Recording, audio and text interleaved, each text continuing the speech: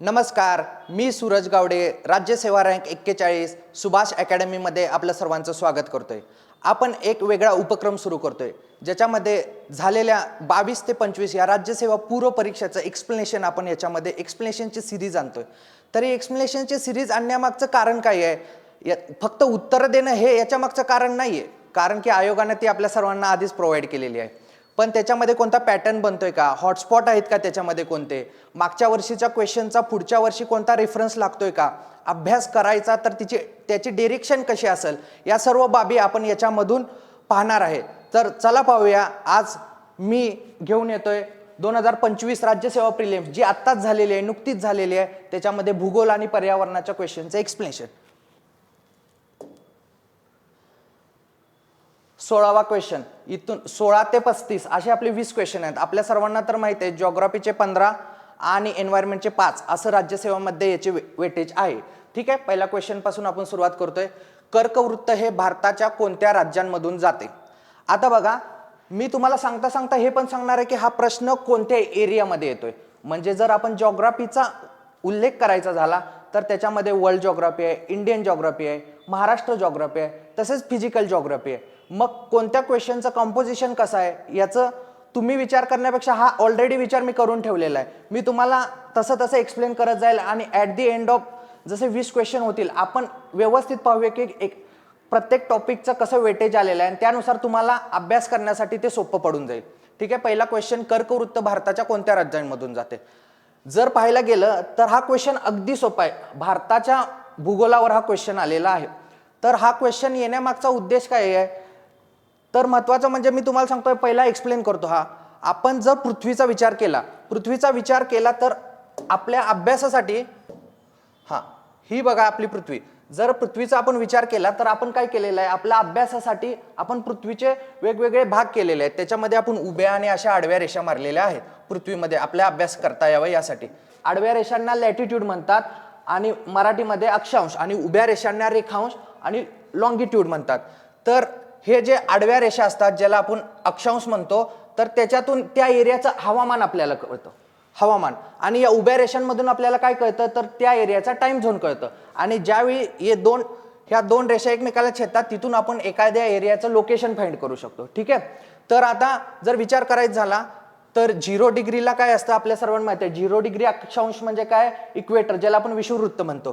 त्यानंतर जे 23.5 डिग्री अक्षांश म्हणजे काय, ह्याला आपण जो उत्तरेकडे आणि दक्षिणेकडे पण आहे याला काय म्हणतो आपण, वरच्याला म्हणतो कर्कवृत्त आणि 23.5 डिग्री दक्षिणेला म्हणतो आपण मकरवृत्त. ठीक आहे, तसंच 66.5ला पण आहे आणि त्यानंतर डायरेक्ट 90 डिग्रीला. म्हणजे काय आहे याच्यातून काय दिसतं आपल्याला, 0 डिग्री म्हणजे विषुववृत्त, 23.5 म्हणजे दक्षिण आणि उत्तरेचा विचार केला तर दक्षिणेमध्ये मकरवृत्त, उत्तरेमध्ये कर्कवृत्त, आणि वर जर काय म्हणायचं, वर पोल आहे, इथं नॉर्थ पोल आणि इथं साऊथ पोल आहे. आणि 66 डिग्रीचा विचार केला तर आर्टिक सर्कल आणि अंटार्क्टिक सर्कल ह्या गोष्टी याच्यामध्ये आहेत. पण मला सांगायचं आहे काय, याच्यामधून जर आपण विचार केला तर भारताचा विचार केला तर भारतामधून कोणतं अक्षांश जातं, तर 23.5 डिग्री जे मेन अक्षांश म्हणतो, हे 4-5-6 मेन अक्षांश आहेत. तर त्याच्यामध्ये 23.5 डिग्रीचं कर्कवृत्त हे भारतातून जातं. तर विचारलेला क्वेश्चन काय आहे की हे कोणत्या राज्यातून जातं? हा खूप फेमस क्वेश्चन आहे. म्हणजे प्रत्येक टेस्ट सिरीजमध्ये, आपण ही घेतलेल्या टेस्ट सिरीजमध्ये हा क्वेश्चन येऊन गेलेला आहे. तर हा आपल्याला माहिती आहे की हे 8 राज्यातून जातं. 8 राज्य कोणती आहेत लक्षात घ्या. हे आहे गुजरात, राजस्थान, आता राजस्थानचा खूप छोटा एरिया याच्यामधून गेलेला आहे, MP. ठीक आहे, छत्तीसगड, त्याच्यानंतर काय, छत्तीसगड, झारखंड, वेस्ट बेंगॉल, त्रिपुरा आणि मिझोरम. आता जर आपण बघायला गेलं तर आपल्याला इथं समजतंय की आपण हा माहिती असतानाच क्वेश्चन करू शकतो असं नाहीये. जर आपल्याला समजतंय की हे जवळजवळ भारताच्या मध्यातून गेलेलं आहे तर पर्यायाच्या दृष्टीने विचार केला, आणि आपण महाराष्ट्राची एक्झाम देतोय, महाराष्ट्राचा अभ्यास करतोय, तर आपल्याला इतकं तर माहिती आहे की महाराष्ट्रामधून हा गेलेला नाही. तर जर प्रश्नचे पर्याय बघितले तर महाराष्ट्र आहे, इथं हा पर्याय कट झाला, इथं महाराष्ट्र आहे, हा पर्याय कट झाला. आता बघा याच्यामध्ये काय आहे, बिहार आहे. आता जर मध्याचा विचार केला, बिहार आपल्याला जनरली भारताचा आणि महाराष्ट्राचा मॅप एकदम तोंडपाठ असतो, आपण खूप वेळा पाहिलेला असतो. बिहारमधून हे गेलेलं नाही, तर हाही पर्याय कट झाला. योग्य उत्तर काय, गुजरात. म्हणजे काय, गुजरात, मध्य प्रदेश, त्रिपुरा, मिझोरम आणि याच्या व्यतिरिक्त काय, छत्तीसगड आहे, मध्य प्रदेश आहे, झारखंड आहे, यासारख्या आणि राजस्थान यासारख्या 8 भागातून हा कर्कवृत्त गेलेला आहे. पण याच्याच व्यतिरिक्त जसं मी सांगितलं, हे झाले अक्षांशाबद्दल. पण भारतातून एक जसं एरिया मोठा असतो त्यासाठी टाइम झोन एक असण्यासाठी, म्हणजे समजा जवळजवळ आपला विचार केला 68 डिग्री ईस्ट ते जवळजवळ 97 डिग्री ईस्ट, मी गुजरात ते अरुणाचल प्रदेशचा विचार करते, त्याबाबत ही क्वेश्चन आलेला आहे, आपण पुढे बघूया. तर याचा बाबतचा विचार केला तर जवळजवळ 30 डिग्री रेखांशाचा याच्यामध्ये फरक आहे. आणि मी जसं सांगितलं की जे उभ्या रेषा असतात, ज्याला रेखांश म्हणतो किंवा इंग्रजीमध्ये लॉंगिट्यूड म्हणतात, तर हे कशासाठी असतात, तर टाइम झोनसाठी. तर आपला पुढचा क्वेश्चन काय येऊ शकतो की आपल्या भारताचा जे टाइम झोन आहे 82 डिग्री आणि 30 मिनिट जे उत्तर प्रदेशमधून गेलेलं आहे, तर पुढचा क्वेश्चन असा पण येऊ शकतो की हे कोणकोणत्या राज्यातून गेलेलं आहे, कुठे हे एकमेकाला छेदतात. तर या गोष्टी आपण याच्यामध्ये कव्हर केलेल्या आहे, ज्याला म्हणायचं इंडियन स्टँडर्ड टाइम, भारतीय प्रमाण वेळ. जर ग्रीन मेरिडियन टाइम विचार केला, जे ग्रीनविच मधून गेलेली आहे, जी जगाची प्रमाण वेळ मानली जाते, त्याच्यापेक्षा आपला जर विचार केला तर ती जवळजवळ 5.5 तास आपण त्यापेक्षा पुढे आहोत. समजलं का? मग असेही क्वेश्चन येऊन गेलेले आहेत की एक्स या ठिकाणी, म्हणजे समजा लंडनमध्ये एका 12 वाजलेले आहेत, तर त्याच वेळी भारताचा टाइम झोन काय असेल, त्याच वेळी इंटरनॅशनल डेट लाईनवर कोणता टाइम असेल. तर अशा प्रकारचे क्वेश्चन यातून कव्हर होत आहेत. तर याच्यासाठीच मला सांगायचं आहे, आता समजा रशियासारखा मोठा देश आहे, तर त्याच्यामध्ये ना खूप सारे टाइम झोन्स असतात. भारतासारख्या देशामध्ये एकच टाइम झोन आता आहे जो 82-30 पूर्व रेखांश बद्दल आहे. तर हा कुठून गेलेला आहे, अलाहाबाद, ज्याला आपण प्रयागराज, आता नुकतंच याचं नामकरण झालेलं आहे, तर याच्यामधून हा गेलेला आहे. आणि जर विचार करायचं झालं तर उत्तर प्रदेश किती राज्यातून गेलेला आहे, जसं आपण बघितलं कर्कवृत्त 8 राज्यातून गेलेला आहे. तर हा रेखावृत्त जो इंडियन स्टँडर्ड टाइमचा आहे, तर किती राज्यातून गेलेला आहे, तर 5 राज्यातून गेलेला आहे. नेक्स्ट क्वेश्चन यावर येऊ शकतो. हा, उत्तर प्रदेश, मध्य प्रदेश, छत्तीसगड, ओडिसा आणि आंध्र प्रदेश या 5 राज्यातून गेलेला आहे. आणि आपण जर विचार केला, हे आपलं कर्कवृत्त आहे समजा, आणि हे आपली इंडियन स्टँडर्ड टाइम IST म्हणतो आपण ज्याला, हे एका ठिकाणी छेदलेले आहेत. तर ते कुठे छेदलेले आहेत, तर छत्तीसगड या ठिकाणी या गोष्टी एकमेकांना छेदलेल्या आहेत. तर अशा गोष्टी आहे की याच्यामध्ये भविष्यात क्वेश्चन येण्याचे चान्सेस आहेत. मी तुम्हाला तेच सांगतोय, प्रत्येक प्रश्नाचं ॲनालिसिस करताना फक्त एकाच अँगलनं त्याचं ॲनालिसिस करू नका की तो क्वेश्चन कसा आलेला आहे आणि त्याचं उत्तर काय आहे, त्याच्यावर भविष्यामध्ये कसे क्वेश्चन येऊ शकतात आणि आपण योग्य डिरेक्शनने चालू आहे का, हे तुम्हाला मागचे पेपर बघून या गोष्टी कळतील. तर आपण आता पुढचा क्वेश्चन पाहूया. 17वा क्वेश्चन, योग्य जोड्या जुळवा. आता हा क्वेश्चन जरी जॉग्राफीमध्ये आला असेल तर तुम्हाला सर्वांना माहिती आहे, हा एन्व्हायरमेंटचा क्वेश्चन आहे. ठीक आहे, जीवावरण, राखीव क्षेत्र आणि त्याची स्थापना वर्ष. त्याच्या आधी सांगतो, ऍक्च्युली हा खूप सोपा क्वेश्चन आहे, कारण ज्यावेळी आपल्याला सवय आहे MPSC मध्ये अभ्यास करताना की कोणत्याही विषयाच्या खोलमध्ये जाऊन अभ्यास करतो आपण. मग एखादा एरिया असेल किंवा एखादं क्षेत्र असेल तर त्यातलं पहिलं कोण, शेवटचं कोण, ह्या गोष्टीचा आपण अभ्यास करत असतो. आपल्याला तर माहिती आहे बायोस्फिअर रिझर्व्ह ज्यावेळी 1971 साली मॅन अँड बायोस्फिअर प्रोग्राम युनेस्कोनं सुरू केला होता, त्याच धर्तीवर भारताने पण हा प्रोग्राम सुरू केला होता. आणि आता सध्याचा जर विचार केला तर जे बायोस्फिअर रिझर्व्ह कशासाठी आहे, तर जैवविविधता संवर्धनासाठी. आता याच्यामध्ये वेगवेगळे मेथड्स असतात जैवविविधता संवर्धनाच्या, ज्या आपण पुढे पाहणार आहे. पण मेनली पाहायला गेलं जे इन सिटू मध्ये ज्याच्या 3 प्रकारामध्ये मोडतात, एक म्हणजे वाईल्ड लाईफ सेंच्युरी आहे, दुसरं नॅशनल पार्क आहे आणि तिसरं आहे बायोस्फिअर रिझर्व्ह. तर ह्या गोष्टी, पहिल्या या प्रश्नाचं उत्तर आपण नंतर पाहू. आधी मला जे सांगायचे आहे त्या गोष्टी आपण बघू. मॅन अँड बायोस्फिअर रिझर्व्ह 1971 ला युनेस्कोद्वारे सुरू करण्यात आला. तर भारताने याचाच आधार घेत 18 आपले बायोस्फिअर रिझर्व्ह तयार केलेले आहेत आणि त्याच्यावरच हा क्वेश्चन आलेला आहे. ठीक आहे, म्हणजे वर्ल्ड बायोस्फिअर प्रोग्राम मध्ये आपले 11 बायोस्फिअर रिझर्व्ह आहेत. मी काय सांगतोय लक्षात द्या, वर्ल्ड बायोस्फिअर रिझर्व्ह आपला जो आहे त्याच्यामध्ये आपले 11 बायोस्फिअर रिझर्व्ह आहेत. पण भारताने जे बायोस्फिअर रिझर्व्ह सुरू केलेले आहेत किंवा हा प्रोग्राम सुरू केलेला आहे त्याच्यामध्ये 18 आहे. आणि जो आपला जोड्या जुळवाचा क्वेश्चन आलेला आहे तो याच धर्तीवर आलेला आहे की यांचे स्थापना वर्ष काय. आपल्याला सर्वांना माहित असतं की निलगिरी हे पहिलं बायोस्फिअर रिझर्व्ह होतं. UPSCने याच्यावर असाही क्वेश्चन विचारला होता की निलगिरी बायोस्फिअर रिझर्व्हमध्ये कोणकोणत्या वाईल्ड लाईफ सेंच्युरी येतात किंवा कोणकोणते टायगर रिझर्व्स येतात किंवा कोणकोणते नॅशनल पार्क्स येतात, हा माझ्या मते 19च्या दरम्यान हा UPSC प्रिलियम्सला क्वेश्चन आलेला आहे. म्हणजेच काय पुढं आपल्या MPSCला हा क्वेश्चन येऊ शकतो. तर पहिलं जे बायोस्फिअर रिझर्व्ह होतं ते निलगिरी 1986ला निर्माण झालं होतं आणि जे 18 होतं 2011ला पन्ना बायोस्फिअर रिझर्व्ह तयार झालं होतं. सर्वात मोठं कुठलं आहे तर कच्छ, गुजरातमधील कच्छ हे सर्वात मोठं बायोस्फिअर रिझर्व्ह आहे आणि सर्वात लहान दिब्रू सैखोवा आसाममधील हे बायोस्फिअर रिझर्व्ह आहे. तर आता मला नेमकं सांगायचं काय आहे की biosphere reserve, wild life sanctuary आणि नॅशनल पार्क यांच्यातील फरक काय. या तिन्हीचा उद्देश काय असतो तर तिन्हीचा उद्देश जैवविविधता संवर्धन हाच असतो. पण याच्यातून आपल्याला काय घ्यायचं आहे की याच्यामधील फरक काय आहे नेमका. तर नॅशनल पार्क कशासाठी असतात, पहिला वाईल्ड लाईफ सेंच्युरी पासून जाऊ, लहानापासून मोठापर्यंत. वाईल्ड लाईफ सेंच्युरी काय असते, एका स्पेसिसचं संवर्धन करण्यासाठी असते. म्हणजे जर महाराष्ट्रात पाहायला गेलं तर मारडो पक्षी संवर्धन वाईल्ड लाईफ सेंच्युरी आहे, कोल्हापूरमध्ये गव्यांसाठी आहे. अशा वेगवेगळ्या वाईल्ड लाईफ सेंच्युरी असतात ज्यांचा उद्देश एकच स्पेसिस, मग ती प्राणी असू दे किंवा पक्षी असू दे, यांचं संवर्धन करणं असतं. नॅशनल पार्क काय असतं तर अनेक स्पेसिस म्हणजे एकापेक्षा जास्त स्पेसिसचं संवर्धन करणं हे नॅशनल पार्कचं उद्देश असतं. आणि बायोस्फिअर रिझर्व्ह कशाचं असतं तर होलसम आयडिया, याच्यामध्ये काय असतं संपूर्ण इकोसिस्टीमचं संवर्धन करणं हा याच्यामधील महत्वाचा उद्देश असतो.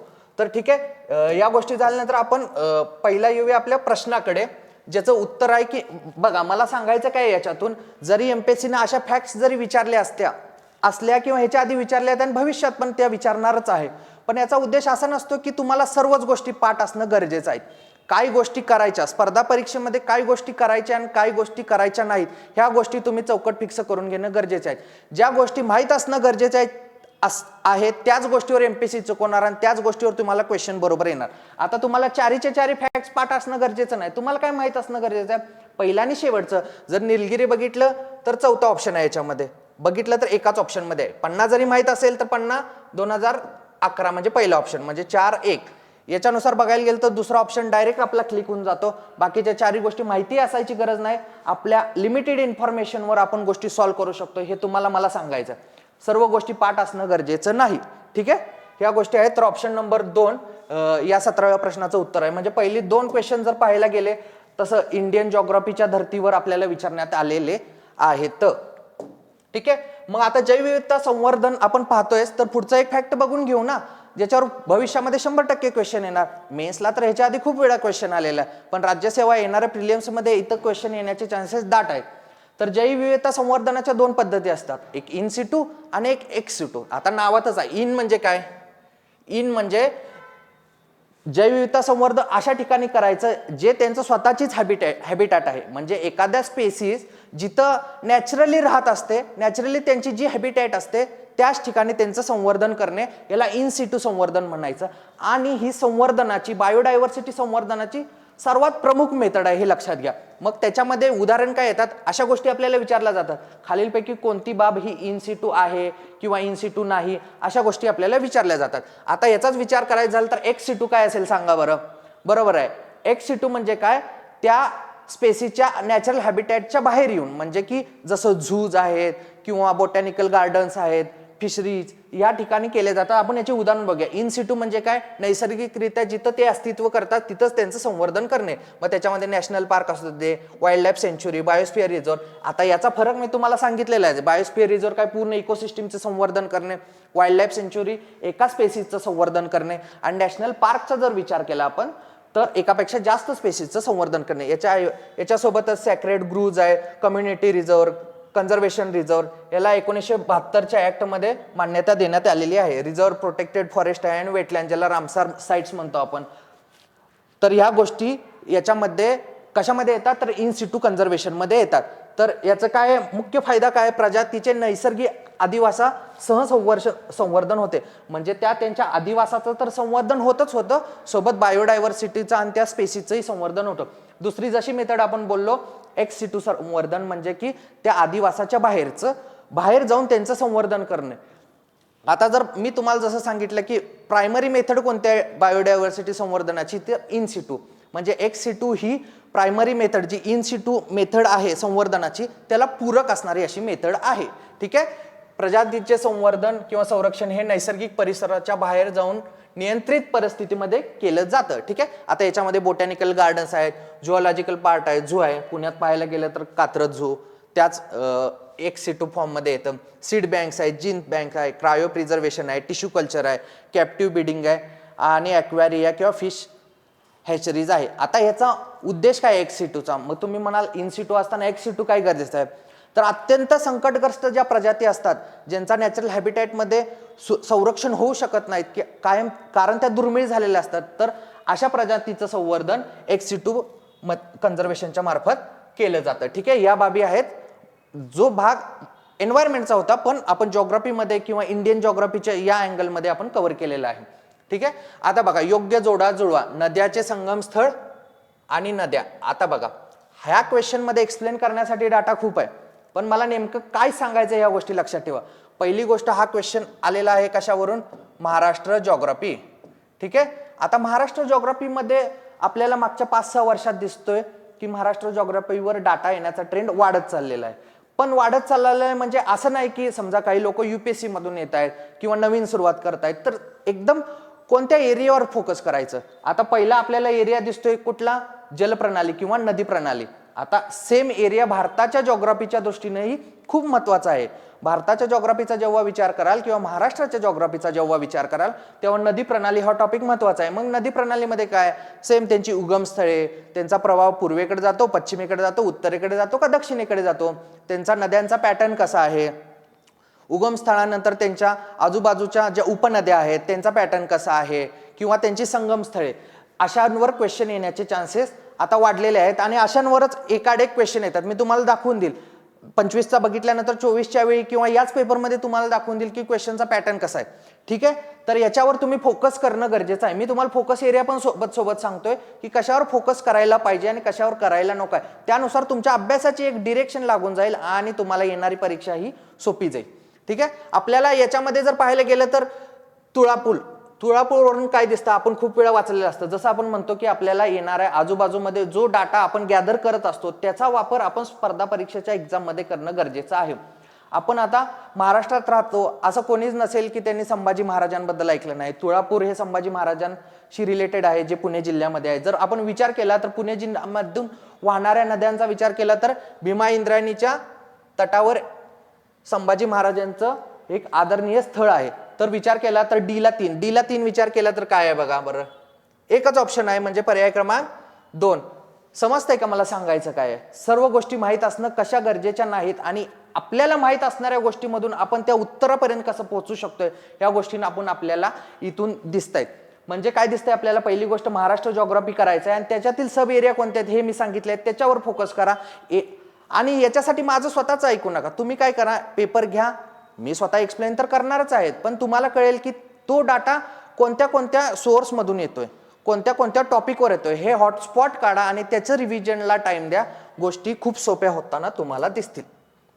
आता बघा, 2011च्या भारतीय जनगणनेनुसार कोणत्या केंद्रशासित प्रदेशात अनुसूचित जमातीच्या लोकसंख्येची टक्केवारी सर्वाधिक आहे? आता पहिला जर विचार केला तर हा टॉपिक कोणता आहे रे? बरोबर, हा टॉपिक आहे सेन्सस, लोकसंख्याशास्त्र, याच्यातून आलेला आहे. जर 2025चा, मी परत बोलतोय, 2025चा जर प्रिलिम्सचा पेपर बघितला तर 5 क्वेश्चन, बरोबर आहे, 5 क्वेश्चन हे सेन्ससवर आलेले आहेत, लोकसंख्याशास्त्रावर आलेले आहेत, 2011च्या सेन्ससवर आलेले आहेत. याच्यावरून आपल्याला कळतंय की नवीन सेन्सस तर झालेली नाहीये, ती होईल तेव्हा त्याच्यावर क्वेश्चन येतील. पण याच्यावरून कळतं की आयोगाचा फोकस कुठे आहे. जर एकाच पेपरमध्ये 5 क्वेश्चन आले असतील, मग ते जॉग्राफीमध्ये आलेले आहेत 2 ते 3 क्वेश्चन, इकॉनॉमिक्समध्ये आलेले आहेत, काही वेळा करंट्समध्ये इकडं तिकडं आपल्याला ते क्वेश्चन दिसतात, पण मेन फोकस एरिया जॉग्राफी आणि इकॉनॉमी आहे. तर 5 क्वेश्चन जर येत असतील तर प्रत्येक की फॅक्ट्सचे, महाराष्ट्र असू दे किंवा भारत असू दे, पहिले 5 शेवटचे 5, पहिले 5 शेवटचे 5, हा डाटा करणे आपल्याला क्रमप्राप्त आहे. आता बघा, याच्यामध्ये तुम्हाला गोष्टी माहीत असतीलच असं नाही, पण तिथपर्यंत पोहोचायचं कसं? यांनी काय विचारलेलं आहे? Schedule tribe. आता ट्राईबचा जेव्हा शेड्यूल ट्राईबचा विचार करतो तर मी तुम्हाला एक क्वेश्चन विचारतो आणि तुमच्या डोक्यात काय येतंय तुम्ही बोला. शेड्यूल ट्राईबचा विचार करता ते जमाती शहरी भागात राहतील का ग्रामीण भागात राहतील? बरोबर, आपसुक तुमच्या डोक्यात ग्रामीण भाग आलेला असणार आहे. म्हणजे ग्रामीण भागाचा रिलेट शेड्यूल ट्राईबच्या पॉप्युलेशनची जास्त असतो. मग जर आपण पाहायला गेले इथं चंदीगड आणि दिल्ली हे दोन काय आहेत, अर्बनायझेशन जास्त झालेलं आहे, अर्बन सिटी आहेत. तर ह्या एरियामध्ये शेड्यूल ट्राईबच्या टक्केवारी सर्वाधिक असण्याचं, म्हणजे असं नाही की इथं असतील नसतील, हा भाग दुसरा झाला, तो डाटामध्ये आपण पाहतोय. पण ज्यावेळी टक्केवारी सर्वाधिक असते असा विचार करतो तर आपण काय फर्स्ट रँकचा विचार करतोय. तर त्याच्यामध्ये दिल्ली आणि चंदीगड ह्या दोन अर्बनायझेशन झालेल्या युनियन टेरिटरी नसणार आहेत. तर उरतंय काय, आता दोन ऑप्शन उरत आहेत, लक्षद्वीप आणि दादरा नगर हवेली. आता जर विचार केला तर जर स्थानिक प्रजातीचा विचार केला तर त्या कुठं असू शकतात, मेनलँडवर असू शकतात का बेटांसारख्या प्रदेशांवर असू शकतात. भारताचा जर विचार केला तर लक्षद्वीप आहे, अंदमान निकोबार आहे, इथं शेड्यूल ट्राईबची पॉप्युलेशन खूप आहे. मग आपसुकच आपल्याला याच्यामध्ये काहीच माहित नाही आणि एखादा ऑप्शन क्लिकच करायचा आहे तर आपण ऑब्विसली आपल्या जो कॉमन सेन्स आहे त्याच्यानुसार कुठं जाणार, लक्षद्वीपला जाणार. आणि उत्तर काय आहे, हेच बरोबर आहे.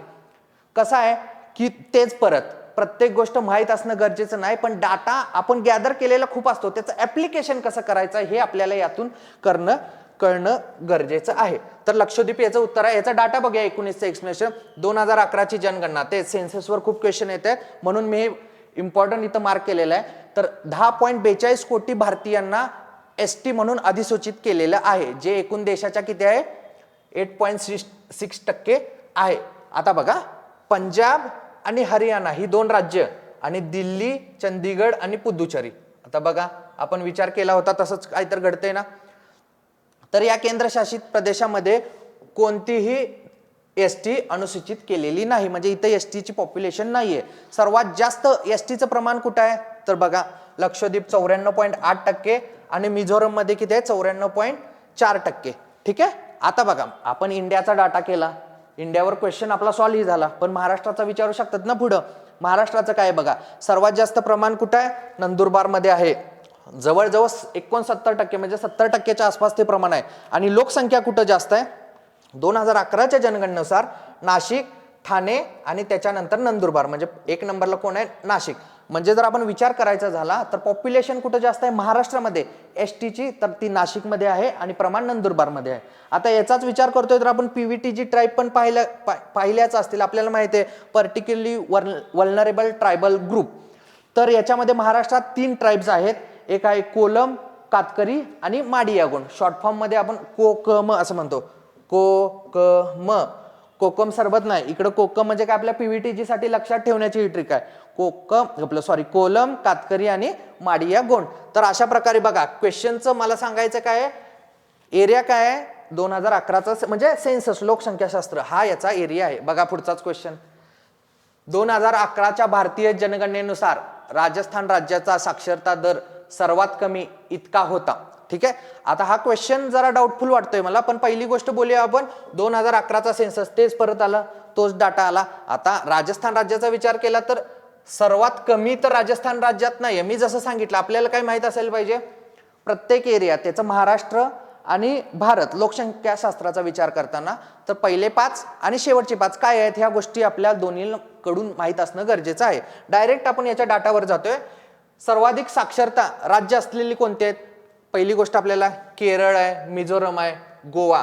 केरळमध्ये बघा 94% साक्षरता आहे. त्यानंतर मिझोरम आताच आपण बघितलं होतं कशा एसटीच्या बाबतीत. केरळ, मिझोरम, गोवा, त्रिपुरा, हिमाचल. मला काय सांगायचं, महाराष्ट्रामध्ये किती आहे बघा, 82.34. आता ह्या पहिले 6 डाटा आपल्याला माहित असणं गरजेचं आहे.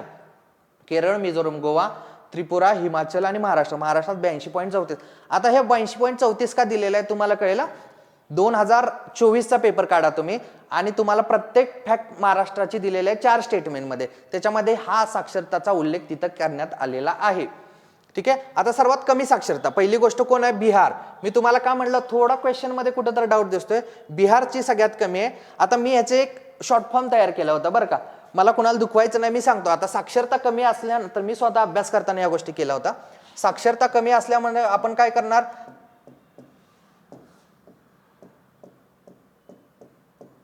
हा मी शॉर्ट फॉर्म तयार केला होता. कमी साक्षरता आहे म्हणून काय, बार जप असं. बार, बी म्हणजे काय, बिहार, ए म्हणजे काय, अरुणाचल, आर म्हणजे राजस्थान, जे म्हणजे झारखंड आणि एपी म्हणजे आंध्र प्रदेश. आता आंध्र प्रदेश आपल्याला वाटणार नाही बरं का, कारण की आंध्र प्रदेश साऊथकडचं राज्य आहे आणि ते साक्षरता कमी मध्ये कसं काय येईल, पण त्या गोष्टी आहेत. तर हा एक शॉर्ट फॉर्म आहे, आपण इथं पाहू शकतो. ठीक आहे. तर बिहार, अरुणाचल प्रदेश आणि राजस्थान. तर राजस्थानचा विचार करता किती 66.11% इथं दिलेलं आहे तर आहे. आता बघा महत्वाची फॅक्ट काय, याच्यानुसार आपल्याला कळतं की आपला क्वेश्चन तर इथं सॉल्व्ह होतं 66.11, पण याच्यासाठी काय तुम्ही परत तोच विचार कराल, इतक्या डीप डाटा माहित असणं गरजेचं आहे का. आपण काय ठरलंय, पहिल्या 5 शेवटचे 5 नाही जमले, पहिले 3 शेवटचे 3 या गोष्टी जरी केल्या तरी तो आपल्याला कळतंय. जर आपल्याला शेवट साक्षरतामध्ये सगळ्यात कमी साक्षरता कुणाचे कळलं, कुणाचे बिहारचे, हे जर माहित असेल ती 61% तर 2 पर्याय असे पण कट होतात ना, हे 2 पर्याय कट करतात. जर आपल्याला 3 नंबरचा कळलं तर हा क्वेश्चन मी म्हणतो की एक्झाम मध्ये तुमचा बरोबरच येईल का याची गॅरंटी थोडी कमी आहे आणि बहुतांश लोकांचा हा क्वेश्चन चुकलाही असणार आहे.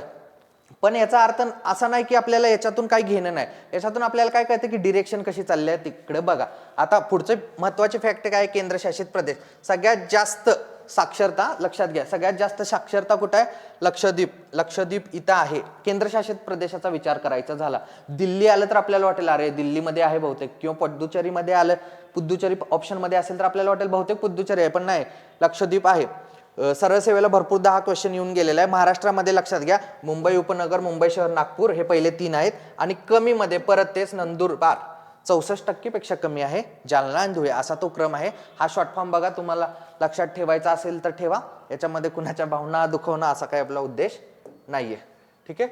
आता 21वा क्वेश्चन काय आहे बघा. बघा परत कुठून आलाय बघा क्वेश्चन, हा भारताचं मुख्य भूमी म्हणजे इंडियन जॉग्राफी स्थान विस्तार या टॉपिकवर हा क्वेश्चन आलेला आहे. खालीलपैकी कोणते विधान हे काय चुकीचे आहे. आता ह्या गोष्टी लक्षात ठेवा जाऊन, नाहीतर काय होतंय आपण उत्तर तर बरोबर काढेल आणि शेवटी चुकून बसेल. आपल्याला तेच सांगतो, मॅपिंग जर गोष्टी माहित असतील तर 2-4 क्वेश्चन इझिली सॉल्व्ह होऊन जातात. आता भारताच्या मुख्य भूमीचे उत्तरेकडील टोक लडाख मधील दप्तारे आहे. ठीक आहे. आता याच्यामध्ये आपण भरपूर वेळा वाचलेलं असतं की इंदिरा कोल हा पॉइंट वाचलेला असतो, पण ठीक आहे हा सध्या ग्रे शेड मध्ये टाकूया आपण. ठीक आहे. भारताच्या मुख्य भूमीचे दक्षिणेकडील टोक काय आहे, तमिळनाडू मधील कन्याकुमारी आहे. ठीक आहे, हे बरोबर आहे. केप केमोरिन भारताच्या मुख्य भूमीचे पूर्वेकडील टोक. आता जर विचार केला, आपल्याला जर मॅप माहिती आहे, पूर्वेकडील टोक काय आहे, गडबडीच्या नादात आपल्याला किबुती माहित असते, क्वेश्चन काढणाऱ्यांना एकदम विचार करून प्रश्न काढलेला आहे, मध्येच काय टाकलेलं आहे आसाममधील. भरपूर वेळा आपण प्रश्नपत्रिका सोडवताना किंवा गोष्टी चुकतो कुठं, आपण तिथं दिलेले फॅक्ट्स न वाचता आपल्या मनात आहेत त्या गोष्टी आपण वाचून पटपट पुढे निघून जातो आणि हे इन बिटवीन द लाईन न वाचल्यामुळेच काय होतं, आपला परीक्षेत येणारा क्वेश्चन चुकून जातो आणि आपण बाहेर आल्यानंतर काय म्हणतो, अरे सिली मिस्टेक झाली. पण काय, भारताच्या मुख्य भूमीचे पूर्वेकडील टोक जर मॅप जरी माहित असेल आणि या गोष्टी माहित जरी नसतील आपल्याला, सर्वात पूर्वेकडे आसाम कुठे, आसाम तर मध्ये येतो 7 सिस्टर्स मध्ये. सर्वात पूर्वेकडे काय आहे, अरुणाचल प्रदेश आहे. तर अरुणाचल प्रदेश मधील किबुती हे आहे आणि भारताच्या मुख्य भूमीचे पश्चिमेकडील टोक काय, गुजरात मधील गोहर मोठा हे आहे. मग जर हा विचार करायचा झाला तर पहिले स्टेटमेंट पर येऊया, भारताच्या मुख्य भूमीचे उत्तरेकडील टोक लडाख मधील दफदार हे आहे. काय, हे गिलगिट बाल्टिस्तानचा जो प्रदेश आहे त्याच्यामध्ये हा एक एरिया आहे. आणखीन एक गोष्ट मला सांगायची, जर तुम्हाला काय 2 फॅक्ट्स मध्ये कन्फ्यूज होत आहे, तर बरोबर 1-2 फॅक्ट्स आहेत आणि दोन्हीही बरोबर वाटतात, तर त्याच्यामध्ये जास्तीत जास्त बरोबर काय आहे किंवा जास्तीत जास्त काय चुकलेलं आहे ह्या फॅक्ट्सकडे जावा. नाही, आयोगाचा जर ट्रेंड पाहता आतापर्यंत आयोगानं त्याच उत्तरांना बरोबर दिलेलं आहे. तर इथं बघायला गेलं तर आसाममधील किबुत हे एक्स्ट्रीमली रॉंग फॅक्ट आहे, त्यामुळे हे चुकीचं आहे. आणि ह्या फॅक्ट्स आहेत मॅपमध्ये आपल्याला त्या गोष्टी दिसतात. तर आसाममधील किबुती नाहीये, तर ते अरुणाचल प्रदेश मधील किबुती आहे. ठीक आहे, याचं विश्लेषण बघूया. एक्स्ट्रीम पॉइंट्स काय आहे, सगळ्यात उत्तरेकडील काय, इंदिरा कोल, किंवा आपल्याला ऍडिशन पाहिजे असेल ते दफदार आलेलं आहे, ते ऍड करून घ्या. दक्षिणेकडील पॉइंट कुठला, कन्याकुमारी आपण पाहिला. आता दक्षिणेकडील जर भारताचा विचार केला तर ही भारताची भूमी आहे अशी, पण इथं आपले अंदमान निकोबार बेट पण आहेत ना, तर त्या दृष्टीने विचार केला हा पॉइंट तर कन्याकुमारी आहे, पण ह्या पॉइंटचा जर विचार केला तर तो इंदिरा पॉइंट हा ग्रेट निकोबार मधील बेट हा संपूर्ण, इथं काय लिहिले, संपूर्ण भारताचा दक्षिणतम पॉइंट आहे. ठीक आहे. भारतातील पश्चिमेकडील गोहरमोठा गुजरातमध्ये आहे. भारतातील पूर्वेकडील किबुती अरुणाचल प्रदेश. राज्य पण लक्षात ठेवा, नाहीतर ह्या फॅक्ट्स आपल्याला लक्षात राहतील आणि गुजरातच्या जागी राजस्थान आलं तर आपण तिथं एक सिली मिस्टेक करून बसू. भारतातील उंचीच्या दृष्टीने काय आहे, K2 सर्वांना माहिती आहे, हा क्वेश्चन ही येऊन गेलेला आहे की कोणत्या रांगेमध्ये आहे तो, काराकोरम. सर्वात दुसरे उंच काय कांचनजंगा सिक्कीम मध्ये आहे. आणि हा आता ही महत्वाची फॅक्ट आहे, सर्वात निष्ठ म्हणजे डिपेस्ट पॉइंट काय आहे तर कुट्टनाड केरळमध्ये जवळजवळ 2.2 मीटर आत म्हणजे समुद्र सपाटीच्या लेवल पासून हा कुट्टनाड केरळ आहे. ठीक आहे, ही फॅक्ट झाली. ठीक आहे, आता हा महत्वाचा म्हणजे याच्यामध्ये काय एक्सप्लेन करू सांगा. जून ते सप्टेंबर या काळात महाराष्ट्रात मोसमी वारे वाहतात. आता कुठून वाहतात आपल्याला सर्वांना माहिती आहे, आपण लहानपणापासून शिकलोय नैऋत्य मोसमी वारे असतात. कुठं? जून ते सप्टेंबर काळात. जर आता हा हे लक्षात घ्या, जून ते सप्टेंबर आहे, पण हा टाइम का महत्वाचा आहे? इथं जर टाइम झाला नोव्हेंबरच्या आसपास किंवा नोव्हेंबर डिसेंबर ऑक्टोबर नोव्हेंबर हा जर टाइम आला तर वारे परत रिटर्न फिरणार आहेत. मग नैऋत्यच्या ऐवजी ते ईशान्य मोसमी वारे किंवा ईशान्य जो रिट्रीटिंग मान्सून आपण म्हणतो तर त्या फॅक्ट्स याच्यामध्ये येणार आहेत. याच्यामधून आपल्याला काय दिसतंय, सिंपल क्वेश्चन विचारलाय दोन फॅक्ट्स एकत्र करून. एक महाराष्ट्रात तर आहेच याच्यामध्ये, दुसरी गोष्ट फिजिकल जॉग्राफीचा मान्सून हा टॉपिक आहे ना, तर त्याच्यावर हा क्वेश्चन विचारलेला आहे. मग त्याचे वेगवेगळे टाइप्स कसे काय, मान्सून येण्याच्या मागचे रिझन्स काय आहे किंवा थेरीज काय आहे, मग अल निनो ला निना याच्यावर पण क्वेश्चन भविष्यामध्ये येऊ शकतात. ठीक आहे, यावेळी खूप मोठा पाऊस पडलेला आहे म्हणून बहुतेक हा क्वेश्चन आलेला आहे का काय माहित नाही, पण आपल्याला याचं उत्तर माहिती आहे. मी याचं एक्सप्लेनेशन करत बसणार नाही प्रत्येक गोष्टीचं. हा जवळजवळ 100 पैकी 100 जणांचा हा क्वेश्चन बरोबर आला. जून ते सप्टेंबर महाराष्ट्रात नैऋत्य मोसमी वारे वाहतात. ठीक आहे, आता आपण पाहूया हे नैऋत्यकडूनच का वाहतात. ठीक आहे, हे आपला समजून घ्या की हे पूर्ण आपलं जग आहे, हे इक्वेटर आहे. ठीक आहे, आता एक फॅक्ट तुम्हाला माहित असेल, वारे कसे वाहतात, हाय प्रेशर कडून लो प्रेशर कडे वारे वाहतात. आणि आता हाय प्रेशर कुठं असतं, जिथं थंड तापमान असतं, थंड वातावरण. थंड म्हणजे काय, तापमान कसं असणार आहे, हे तापमान कमी असतं. तापमान कमी असले की एरिया थंड राहतो आणि थंड मध्ये हाय प्रेशर म्हणजे हाय प्रेशर पॉइंट तिथं निर्माण होतो. आणि लो प्रेशर म्हणजे काय, जिथं उष्णता असते. म्हणजेच काय आहे की तापमान कसं असणार आहे, पुन्हा जास्त. जिथं तापमान जास्त आहे तिथं उष्णता जास्त आणि लो प्रेशर म्हणजे वारे हाय प्रेशर कडून लो प्रेशर कडे वाहते. ठीक आहे, आता ही फॅक्ट झाली. आता लक्षात घ्या की ज्यावेळी जून ते सप्टेंबर महिना सुरू असते किंवा जूनच्या आसपास असू दे, त्यावेळी भारताचा विचार करता, भारत इथे कुठे तर आहे. ठीक आहे, भारताचा विचार करता इथं काय असतं, उन्हाळा असतो. उन्हाळा म्हणजे काय, परत आपल्या फॅक्टवर या, तापमान जास्त म्हणजे काय, लो प्रेशर एरिया इथं निर्माण होतो. ठीक आहे, लो प्रेशर एरिया निर्माण झाला त्याच वेळी सूर्याचं दक्षिणायन संपत आलेलं असतं, म्हणजे सूर्य दक्षिणेकडे असतो. म्हणजेच काय, इथं थंडी सूर्य पूर्वेकडे असतो. त्यावेळी मी जूनचा विचार करतोय, जूनच्या आसपासचा. म्हणजे ह्याच्या आधीचा जर विचार केला मे वगैरे, इथं आपल्याकडे भरपूर प्रमाणात उष्णता असते. भरपूर प्रमाणात उष्णता असते म्हणजे लो प्रेशर. त्याच वेळी खाली काय असणार आहे, थंडी असणार आहे. थंडी म्हणजे इथं हाय प्रेशर. आणि मी जसं सांगितलं वारं कसं वाहतंय, हे ऑस्ट्रेलिया किंवा तो ट्रॉपिक ऑफ कॅप्रिकॉन म्हणजे काय, मकर वृत्ताच्या आसपासचा एरिया बघा, तर त्याच्यामुळे थंडी असते. कारण की इथं सूर्याची किरण डायरेक्ट ट्रॉपिक ऑफ कॅन्सरवर म्हणजे कर्कवृत्तावर पडत असतात. आता हाय प्रेशर कडून लो प्रेशर कडे वारे व्हायला चालू करतात. पण तुम्हाला एक फेनॉमेनॉन माहितच असेल, कोणता, बरोबर, कोरियोलिस फोर्स. ज्याच्यामध्ये काय असतं, वाहणाऱ्या बाबींवर हा पृथ्वीच्या एक रोटेशनल, पृथ्वी जी फिरते त्याच्यामुळे निर्माण होणारा हा एक सुडो फोर्स आहे.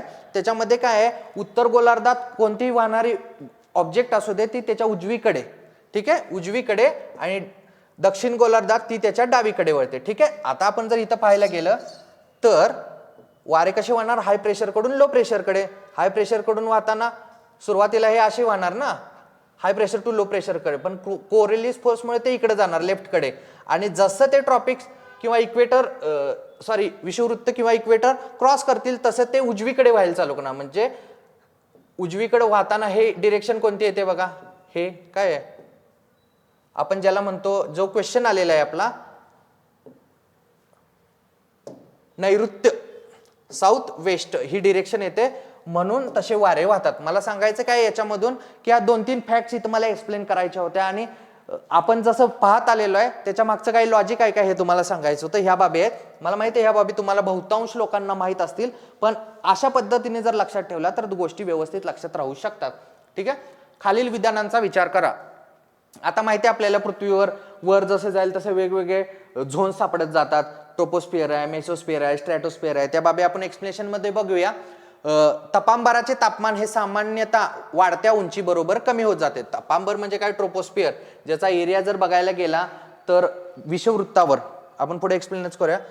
हा फॅक्ट बरोबर आहे. तपांबराचे तापमान सामान्यतः वाढत्या उंची बरोबर काय होते, तापमान कमी होत असते. म्हणजे काय, तिथं नॉर्मल लॅप्स रेट, बरोबर, नॉर्मल लॅप्स रेट तिथं आढळतो.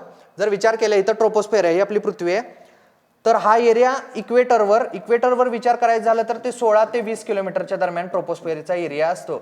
आणि पोलवर जर विचार करायचा झाला तर हा एरिया 18 ते 12 किलोमीटर असतो. आता ह्याच्या मागे वेगवेगळी कारणं आहेत, जसं की गुरुत्वाकर्षण पोलवर जास्त असतं, पृथ्वीचा सेंट्रीफ्युगल फोर्स आहे, म्हणजे जो बाहेरच्या असं पृथ्वी फिरत असताना जो एरिया बाहेर ढकलला जातो, हे एक त्याच्या मागील कारण आहे.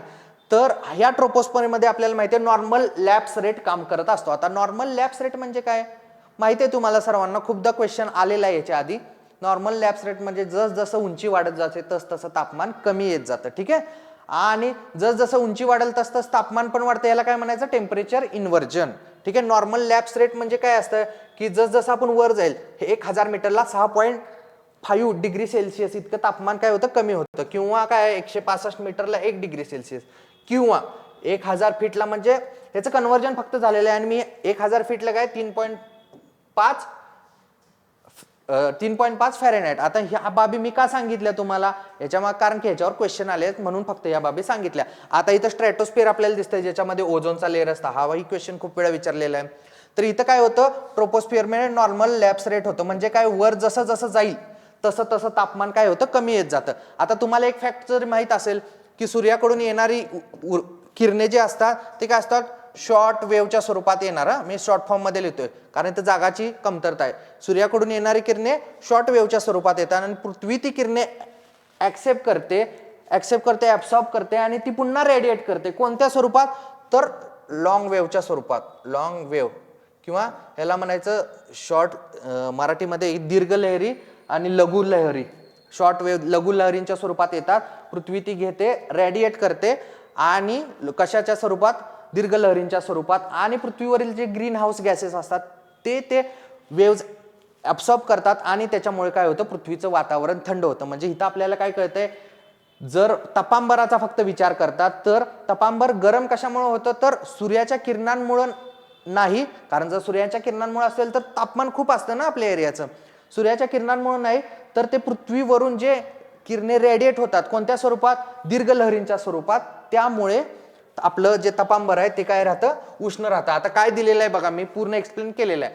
तपांबराचे तापमान सामान्यतः वाढत्या उंची बरोबर कमी होते, म्हणजेच काय आपल्या भाषेत नॉर्मल लॅप्स रेट. ठीक आहे, ही बाब इथं नॉर्मल लॅप्स रेट ही बाब इथं आपल्याला क्लिअर होते. आता तपांबर म्हणजे ट्रोपोस्फिअर हे काय सूर्याकडून लघु लहरींच्या स्वरूपात येणाऱ्या सौर प्रारणांच्या शोषणाने नव्हे तर पृथ्वीच्या पृष्ठभागावरून होणाऱ्या उष्णतेच्या वहनाने तापवले जाते. तर ही बाब दोन्ही आपल्याला इथं कळून येते की मी जसं आपल्याला इथं एक्सप्लेन केलं, म्हणजे जी पहिली बाब आहे त्यालाच काय आहे त्याचं स्पष्टीकरण कुठं दिलेलं आहे तर दुसऱ्या स्टेटमेंटमध्ये दिलेलं आहे. तर ही बाब आपल्याला इथून समजते आणि याचं उत्तर काय आहे की काय व्यवस्थित वाचा, पर्याय व्यवस्थित कसे सेट केलेले आहेत. दोन्ही विधान बरोबर आणि दुसरे विधान हे पहिल्या विधानाचे योग्य एक्सप्लेनेशन आहे. म्हणजे नॉर्मल लॅप्स रेट आपल्या ट्रोपोस्फिअर मध्ये होतो आणि जे तापमान वाढतं ते कशामुळे वाढतं तर सूर्याचे कडून येणाऱ्या ऊर्जेमुळे ते तर आहेच, पण सूर्याच्या त्या शॉर्ट वेव्हमुळे नाही तर पृथ्वीने ऍब्सॉर्ब करून रेडिएट केलेल्या लॉंग वेव्ह दीर्घ लहरींमुळे त्या गोष्टी होत असतात. ठीक आहे, आता हा चार्ट पण लक्षात ठेवा कारण याच्यावर पण क्वेश्चन विचारलेले. मेटिओर्स कुठे सापडतात मेसोस्फिअर मध्ये, ओझोन कुठे सापडतो, मेन्सला खास करून या क्वेश्चन विचारलेले आहेत. आपल्याला जर प्रिलियम्सला आले हा क्वेश्चन तर जसा आपला 23वा क्वेश्चन होता कोणता हे बघा, म्हणजे लॉंग स्टेटमेंटच्या स्वरूपात क्वेश्चन येण्याची ह्या चार्टवर खूप शक्यता आहे. ठीक आहे, खालीलपैकी कोणता खडकांचा प्रकार रासायनिक प्रक्रियेद्वारे निर्मित जलजन्य खडक आहे. आता बघा पहिला टॉपिक काय सांगतोय मी, फिजिकल जिओग्राफी हा टॉपिक आहे, पण त्याच्यातील घटक काय आहे खडक प्रणाली घटक आहे. आता जर विचार केला 2025चं आपण एक्सप्लेनेशन पाहतोय, पण ज्यावेळी आपण 24चं एक्सप्लेनेशन पाहायला जाऊ तेव्हा आपल्याला समजेल की खडक प्रणालीवरच क्वेश्चन आलेला आहे आणि जलजन्य खडकावरच क्वेश्चन आलेला आहे. याचा अर्थ काय, ही आहे लिंकेज. आपण काय करतोय आता, आपण ही लिंकेज कुठं करणार आहे तर आपले येणारी जी टेस्ट सिरीज असणार आहे, आपली सुभाष अकॅडमीची टेस्ट सिरीज असणार आहे, त्याच्यामध्ये आपण हेच लिंकेज ह्याच गोष्टी आयोगाच्या धर्तीवरच क्वेश्चन घेण्याचा प्रयत्न आपण तिथं पुरेपूर केलेला आहे. तर ही बाब आहे की लक्षात ठेवा खडक प्रणालीवर क्वेश्चन आलाय, फिजिकल जिओग्राफी खडक प्रणाली. ठीक आहे, आणि आता आलेल्या याच्या जलजन्य खडक म्हणजे काय सेडिमेंटरी रॉक्स. तुम्हाला तर माहिती आहे खडकांचे किती प्रकार असतात 3, एक असतो इग्नियस रॉक म्हणजे अग्निजन्य खडक, दुसरा असतो सेडिमेंटरी रॉक म्हणजे जलजन्य खडक, आणि तिसरा आहे मेटामॉर्फिक रॉक. मेटामॉर्फिक रॉक ज्याला मराठीत नाव मला सध्या आठवत नाहीये, रूपांतरित, हा बरोबर, रूपांतरित खडक. तर खडकांचा प्रकार आता बघा, लक्षात घ्या. आता पहिली गोष्ट आपण बघूया की जो इग्नियस रॉक असतो, इग्नियस रॉक कशामुळे बनतो? ज्वालामुखी जसं बाहेर पडतो त्याच्यात थंड होण्यामुळे जो रॉक निर्माण होतो त्याला म्हणायचं इग्नियस रॉक, अग्निजन्य खडक. ठीक आहे. दुसरा आपला खडक असतो की जलजन्य, म्हणजे ज्याला हायड्रस रॉक किंवा सेडिमेंटरी रॉक असतात, त्याच्यामध्ये सेडिमेंट्स एकत्र येऊन तो खडक बनतो. याच्यामध्ये वेगवेगळ्या प्रोसेस असतात आणि त्याच्यानुसार कशा प्रकारे तो खडक बनतो त्याच्यानुसार मेकॅनिकली किंवा यांत्रिक सेडिमेंटरी रॉक, ऑर्गॅनिकली फॉर्म्ड किंवा केमिकली फॉर्म्ड सेडिमेंटरी रॉक बनतो. आपल्याला विचारलं काय इथं क्वेश्चन विचारलेलं, रासायनिक दृष्ट्या बनलेला सेडिमेंटरी रॉक कोणता? ठीक आहे, हा क्वेश्चन आपल्याला इथं विचारलेला आहे. आणि तिसरा काय प्रक्रिया असते? मग हे तिन्ही खडक असू देत, रूपांतरित असू देत किंवा सेडिमेंटरी असू देत किंवा इग्नस अग्निजन्य असू दे, याच्यामध्ये रूपांतराची प्रक्रिया होऊन पुढं आपला रूपांतरित खडक बनत असतो, मेटामॉर्फिक रॉक बनत असतो. ठीक आहे. आता याच्यामध्ये बघा पर्यायानुसार कसं जायचं. आता आपल्याला माहिती आहे ग्रेनाइटचा जर विचार केला, हा आहे काय, बरोबर, इग्नियस रॉक आहे. आपल्याला विचारलं काय, अशा क्वेश्चनची फोड करत चला. आला क्वेश्चन डायरेक्ट ऑप्शन कडे जायचं असं नाही. आपल्याला कसं जायचं की क्वेश्चन मध्ये विचारलं काय, पहिला रॉक टाईप कोणता आहे, हायड्रस रॉक आणि फॉर्म्ड बाय केमिकल प्रोसेस, इतकंच त्यांना विचारायचं आहे. म्हणजे केमिकल प्रोसेसनं निर्माण झालेले सेडिमेंटरी रॉक, ठीक आहे, किंवा गाळाचे खडक. ठीक आहे. आता याच्यामध्ये जी गाळाचे खडक नाही ते पर्याय कट करा. ग्रानाइट रॉक, ग्रानाइटचा जर विचार केला तर हे काय आहे, इग्नियस रॉक आहे, पर्याय कट झाला हा. दुसरी गोष्ट आता बघा ह्याच्यामध्ये थोडं भाषांतराचं प्रॉब्लेम झालेला आहे, शेल, पंकाश्म याच्यामध्ये भाषांतराचा प्रॉब्लेम झालाय, पण आपण इंग्लिशचा फॅक्ट बघूया. प्युमिसचा जर विचार करायचा झाला, हा अगेन इग्नियस रॉक आहे. आता अशा लावा, जे लावा असतील त्याच्यामध्ये गॅसियसचे प्रमाण जास्त असते, तो अचानक थंड झाल्यामुळे प्युमिस हा एक हलक्या प्रकारचा एक इग्नियस रॉक म्हणजे अग्निजन्य खडक तयार होतं. मग हा पण अग्निजन्य खडक आहे, हा प्रकार कट झाला. आता जिप्सम आणि शेल उरत आहेत. तर शेल काय आहे, हे दोन्ही पण सेडिमेंटरी रॉक आहेत, पण शेल काय आहे, मेकॅनिकली फॉर्म, यांत्रिकदृष्ट्या मेकॅनिकली फॉर्म्ड सेडिमेंटरी रॉक आहे. आपल्याला विचारलं काय तर केमिकली फॉर्म्ड. ठीक आहे, म्हणून शेल हा पर्याय करतोय आणि आपल्याला जिप्सम हा पर्याय शेवटी राहतोय. तर आपलं उत्तर काय याच्यामध्ये जिप्सम. मी तुम्हाला हे सांगतोय, आता जिप्सम आपल्याला माहिती आहे याचे केमिकल कॉम्पोजिशन वगैरे या गोष्टी आपण जॉग्राफीमध्ये किंवा सायन्समध्ये बघत असतो, पण तो डाटा आपल्याला अप्लाय करणं गरजेचं आहे. तो डाटा अप्लाय कसा करायचा ह्या गोष्टी मी इथून तुम्हाला सांगतोय. तर पर्याय कट करत जरी गेलं आपण व्यवस्थितपणे तर आपण त्या योग्य उत्तरापर्यंत पोहोचू शकतो. ठीक आहे. खडक प्रणालीवर क्वेश्चन होता आणि त्या खडक प्रणालीवर कोणत्या प्रकारचा क्वेश्चन आलाय, कोणत्या रॉकवर क्वेश्चन आलेला आहे हे मी तुम्हाला एक्सप्लेन केलं. नक्कीच पुढच्या वर्षी जर विचार केला या टॉपिकवर अगेन क्वेश्चन येण्याचे चान्सेस आहेत. ठीक आहे. ग्रानाइट जसं मी सांगितलं, मी आता ज्या गोष्टी एक्सप्लेन केल्या त्या गोष्टी इथं दिलेल्या आहे. एकदा तुम्ही व्हिडिओ स्टॉप करून गोष्टी पाहू शकता. ठीक आहे. पुढचा क्वेश्चन, खालीलपैकी कोणते विधाने अचूक नाहीत. आता पहिल्या ह्या गोष्टीचा अचूक नाहीत म्हणजे काय, नॉट करेक्ट. इकडे लक्षात ठेवा, म्हणजे चूक कोणत्या आहेत. आता ह्या बाबी लक्षात ठेवायच्या, कारण की काय होतंय आपल्याला कधी कधी क्वेश्चनचाच अर्थ नाही ना कळला, आपण पूर्ण सगळा क्वेश्चन बरोबर येऊन पण चुकून जातो. ठीक आहे. आता विषुववृत्ताच्या उत्तर व दक्षिणेकडे 30 डिग्री अक्षवृत्तीय प्रदेशात उष्णकटिबंधीय आवर्ते किंवा सायक्लॉन निर्माण होतात. आपल्याला माहिती आहे जर पृथ्वीचा जर विचार केला आपण तर 23.5 कुठं नॉर्थ आणि साऊथचा जर विचार केला तर याच्यामध्ये काय असतं, हा मी मगाशी जसं सांगितलं हा कर्कवृत्त, हा मकरवृत्त, आणि ह्याच्या दोघांमध्ये जे एरिया आहे तो त्याला काय म्हणतो आपण, उष्णकटिबंधीय प्रदेश म्हणजेच ट्रॉपिक्स असं आपण त्याला म्हणत असतो. तर ट्रॉपिक्स मध्ये जे निर्माण होतात ऑब्विसली ते ट्रॉपिकल आवर्त म्हणजे ट्रॉपिकल सायक्लॉन असतात. पण जर आपण सायक्लॉनचा विचार करायचा झाला तर तो एरिया वाढत जाऊन एक 30 डिग्री नॉर्थ साऊथ पर्यंत असतो. ही बाब आपण जॉग्राफीमध्ये भरपूर वेळा वाचलेली असते. म्हणजे ते एक्झॅक्ट ट्रॉपिक नाहीये, तर 30 डिग्री नॉर्थ साऊथ मध्ये जे वारे निर्माण होतात, जे आवर्त निर्माण होतात त्यांना ट्रॉपिकल सायक्लॉन म्हणतात. ही बाब आपल्याला माहिती आहे. आणि हीच बाब लक्षात असताना आपल्याला एक गोष्ट माहित असणं गरजेचं आहे की इक्वेटरवर, विषुववृत्तावर आवर्ते निर्माण होत नाहीत. का? बरोबर, त्याचं रिझन हे आहे की विषुववृत्तावर कोरिलियस फोर्स हा 0 असतो आणि वारा वाहण्यासाठी गोल गोल वारा काय आवर्ते काय लो प्रेशर सेंटर भोवती कमी दाबाच्या पट्ट्याभोवती जास्त दाबाच्या पट्ट्याकडून म्हणजे high pressure low pressure centre भोवती हाय प्रेशर सेंटरकडून येणारे वारे जेव्हा चक्राकार पद्धतीने वाहतात त्याला आपण काय म्हणतो सायक्लॉन. मग चक्राकार पद्धतीने वाहण्यासाठी काय पाहिजे तिथं कोरिअलिस फोर्स असणं गरजेचं आहे. जे मगाशी मी सांगितलं उत्तर गोलार्धात उजवीकडे आणि दक्षिण गोलार्धात डावीकडे वळतात तर तो कोरिअलिस फोर्स असण्यासाठी जर आपण विषुववृत्ताचा इक्वेटरचा विचार केला तर तिथं कोरिअलिस फोर्स असतो 0. त्यामुळे आपण जर विचार केला तर याच्यामध्ये कोरिअलिस फोर्स जिथं नाहीये इक्वेटर पासून 5 डिग्री नॉर्थ साऊथ मध्ये जनरली उष्णकटिबंधीय वारे ट्रॉपिक्स सायक्लॉन निर्माण होत नाही. तर पहिले हे काय विषुववृत्तीय 30 डिग्री नॉर्थ आणि साऊथकडे हे वारे निर्माण होतात. तर हे फॅक्ट बरोबर आहे.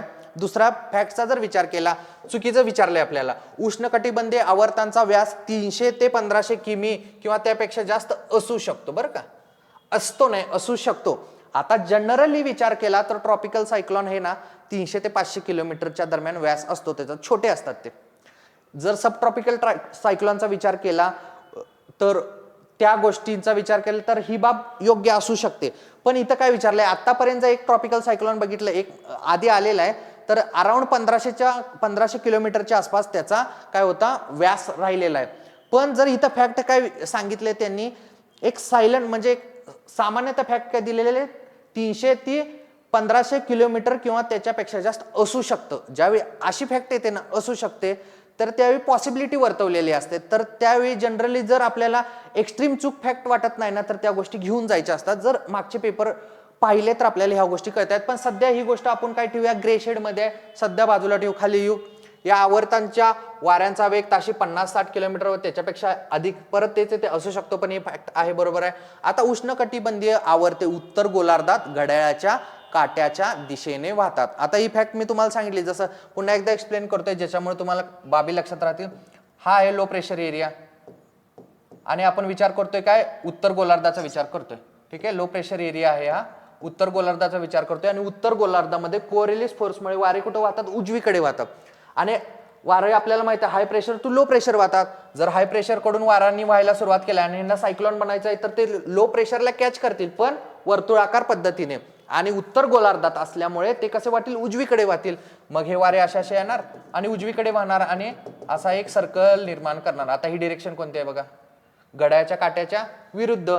म्हणजे आपल्याला काय समजतंय की उत्तर गोलार्धामध्ये उष्णकटिबंधीय आवर्ते घड्याळाच्या काट्याच्या दिशेने वाहतात का तर बिलकुल नाही, त्याच्या काट्याच्या विरुद्ध दिशेने वाहतात. म्हणजे ड फॅक्ट चुकीची आहे. आणि जर मला जर विचार करता उष्णकटिबंधीय आवर्तांचं जे दुसरं स्टेटमेंट आहे 300 ते त्याचा व्यास 300 ते 1500 किलोमीटर त्याच्यापेक्षा अधिक असू शकतो, ही एक असू शकतो पॉसिबिलिटीची गोष्ट आहे. त्यामुळे माझ्या मते ही फॅक्ट बरोबर आहे. सेकंड की न पण याच्यामध्ये काही चेंज नाही होणार असं मला वाटतंय. तर याचं करेक्ट उत्तर जे आयोगानं आता दिलेलंच आहे. पण तुम्ही उत्तरापर्यंत कसं पोहोचायचं आता इथं जर असतो म्हणलं असतं का नाही तर ही फॅक्ट चुकलेली असती. असू शकतो म्हणून ही फॅक्ट बरोबर आहे. त्याचं उत्तर फक्त डी म्हणजे 3 फक्त ड चुकीचं आहे. म्हणजे ऑप्शन क्रमांक 3 हे याचं उत्तर आहे. समजलं का. आणि हे घड्याळाच्या काट्याच्या दिशेने कसं काढायचं आणि विरुद्ध दिशेने म्हणजे अँटी क्लॉकवाईज आणि क्लॉकवाईज कसं काढायचं सिंपल फॅक्ट आहे. आता आपण हे उत्तर गोलार्धाचं बघितलं, आपण दक्षिण गोलार्धाचं बघूया. दक्षिण गोलार्धाचं काय आहे. दक्षिण गोलार्धामध्ये तुम्हाला माहिती आहे की सेम लो प्रेशर सेंटर आणि हाय प्रेशर. आता याच्यामध्ये जर विचार केला तर दक्षिण गोलार्धामध्ये वारे डावीकडे वळतात ना, तर high pressure centre low pressure सेंटरला कॅच करण्यासाठी डावीकडून असं कॅच करायला जाणार आणि असं सायक्लॉन निर्माण होणार आणि घड्याळाच्या काट्याच्या दिशेने आहे.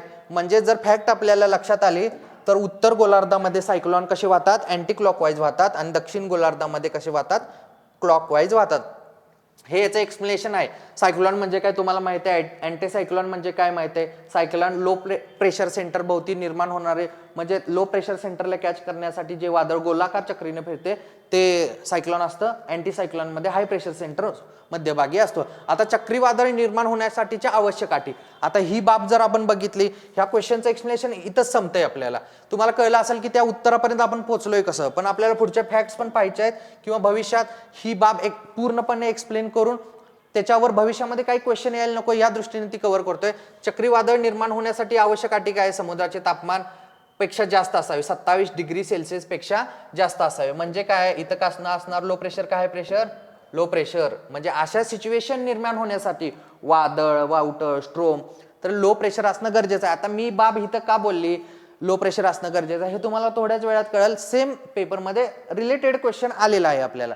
आता वातावरणातील ठीक आहे पहिला समुद्राचे तापमान 27 डिग्रीपेक्षा जास्त म्हणजे तिथं लो प्रेशर असणं गरजेचं आहे. म्हणजे तापमान जास्त प्रेशर कमी. वातावरणातील कमी दाबाचे क्षेत्र असणं हे बघा रिलेटेड पॉईंट आहेत.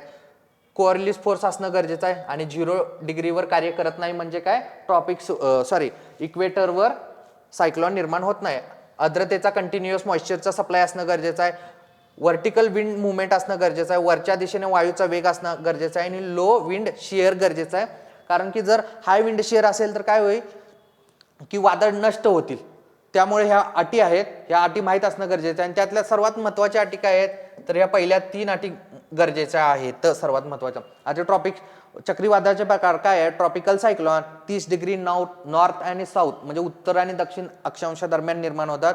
आणि टेम्परेट सायक्लॉन म्हणजे ज्याला समशीतोष्ण किंवा एक्स्ट्रा ट्रॉपिकल सायक्लॉन ही म्हणलं जातं ते 35 ते 65 डिग्री नॉर्थ साऊथ अक्षांशा दरम्यान निर्माण होतात. ठीक आहे. चक्रीवादळाची फिरण्याची दिशा तुम्हाला समजली असेल. सेम त्याच लॉजिकनं हाय प्रेशरचंही म्हणजे अँटी सायक्लॉनचंही काढायला लागतं. उत्तर गोलार्धामध्ये जर अँटी सायक्लॉनचा विचार केला तर ते क्लॉकवाईज डिरेक्शनने फिरतात आणि दक्षिण गोलार्धामध्ये जर अँटी सायक्लॉनचा विचार केला तर ते अँटी क्लॉकवाईज डिरेक्शनने फिरतात. ही डिरेक्शन बघा कारण खूप वेळा याच्यामध्ये खास करून राज्यसेवेला मल्टीलाईनवर क्वेश्चन आलेला आहे. ठीक आहे. आता बघा परत लक्ष द्या. मगाशी आपल्याला एक क्वेश्चन होता जो तुळापूरचा आपण संगमावर क्वेश्चन होता. नदी प्रणाली महाराष्ट्राच्या रिलेटेड, ही इंडियन जॉग्राफीच्या रिलेटेड काय आहे पुन्हा नदी प्रणाली. आणि नदी कुठली आयोगाची फेवरेट नदी सिंधू नदी. आता तुम्ही जर मागच्या वर्षीचा पेपर काढून बसाल ना सेम क्वेश्चन आलेला आहे.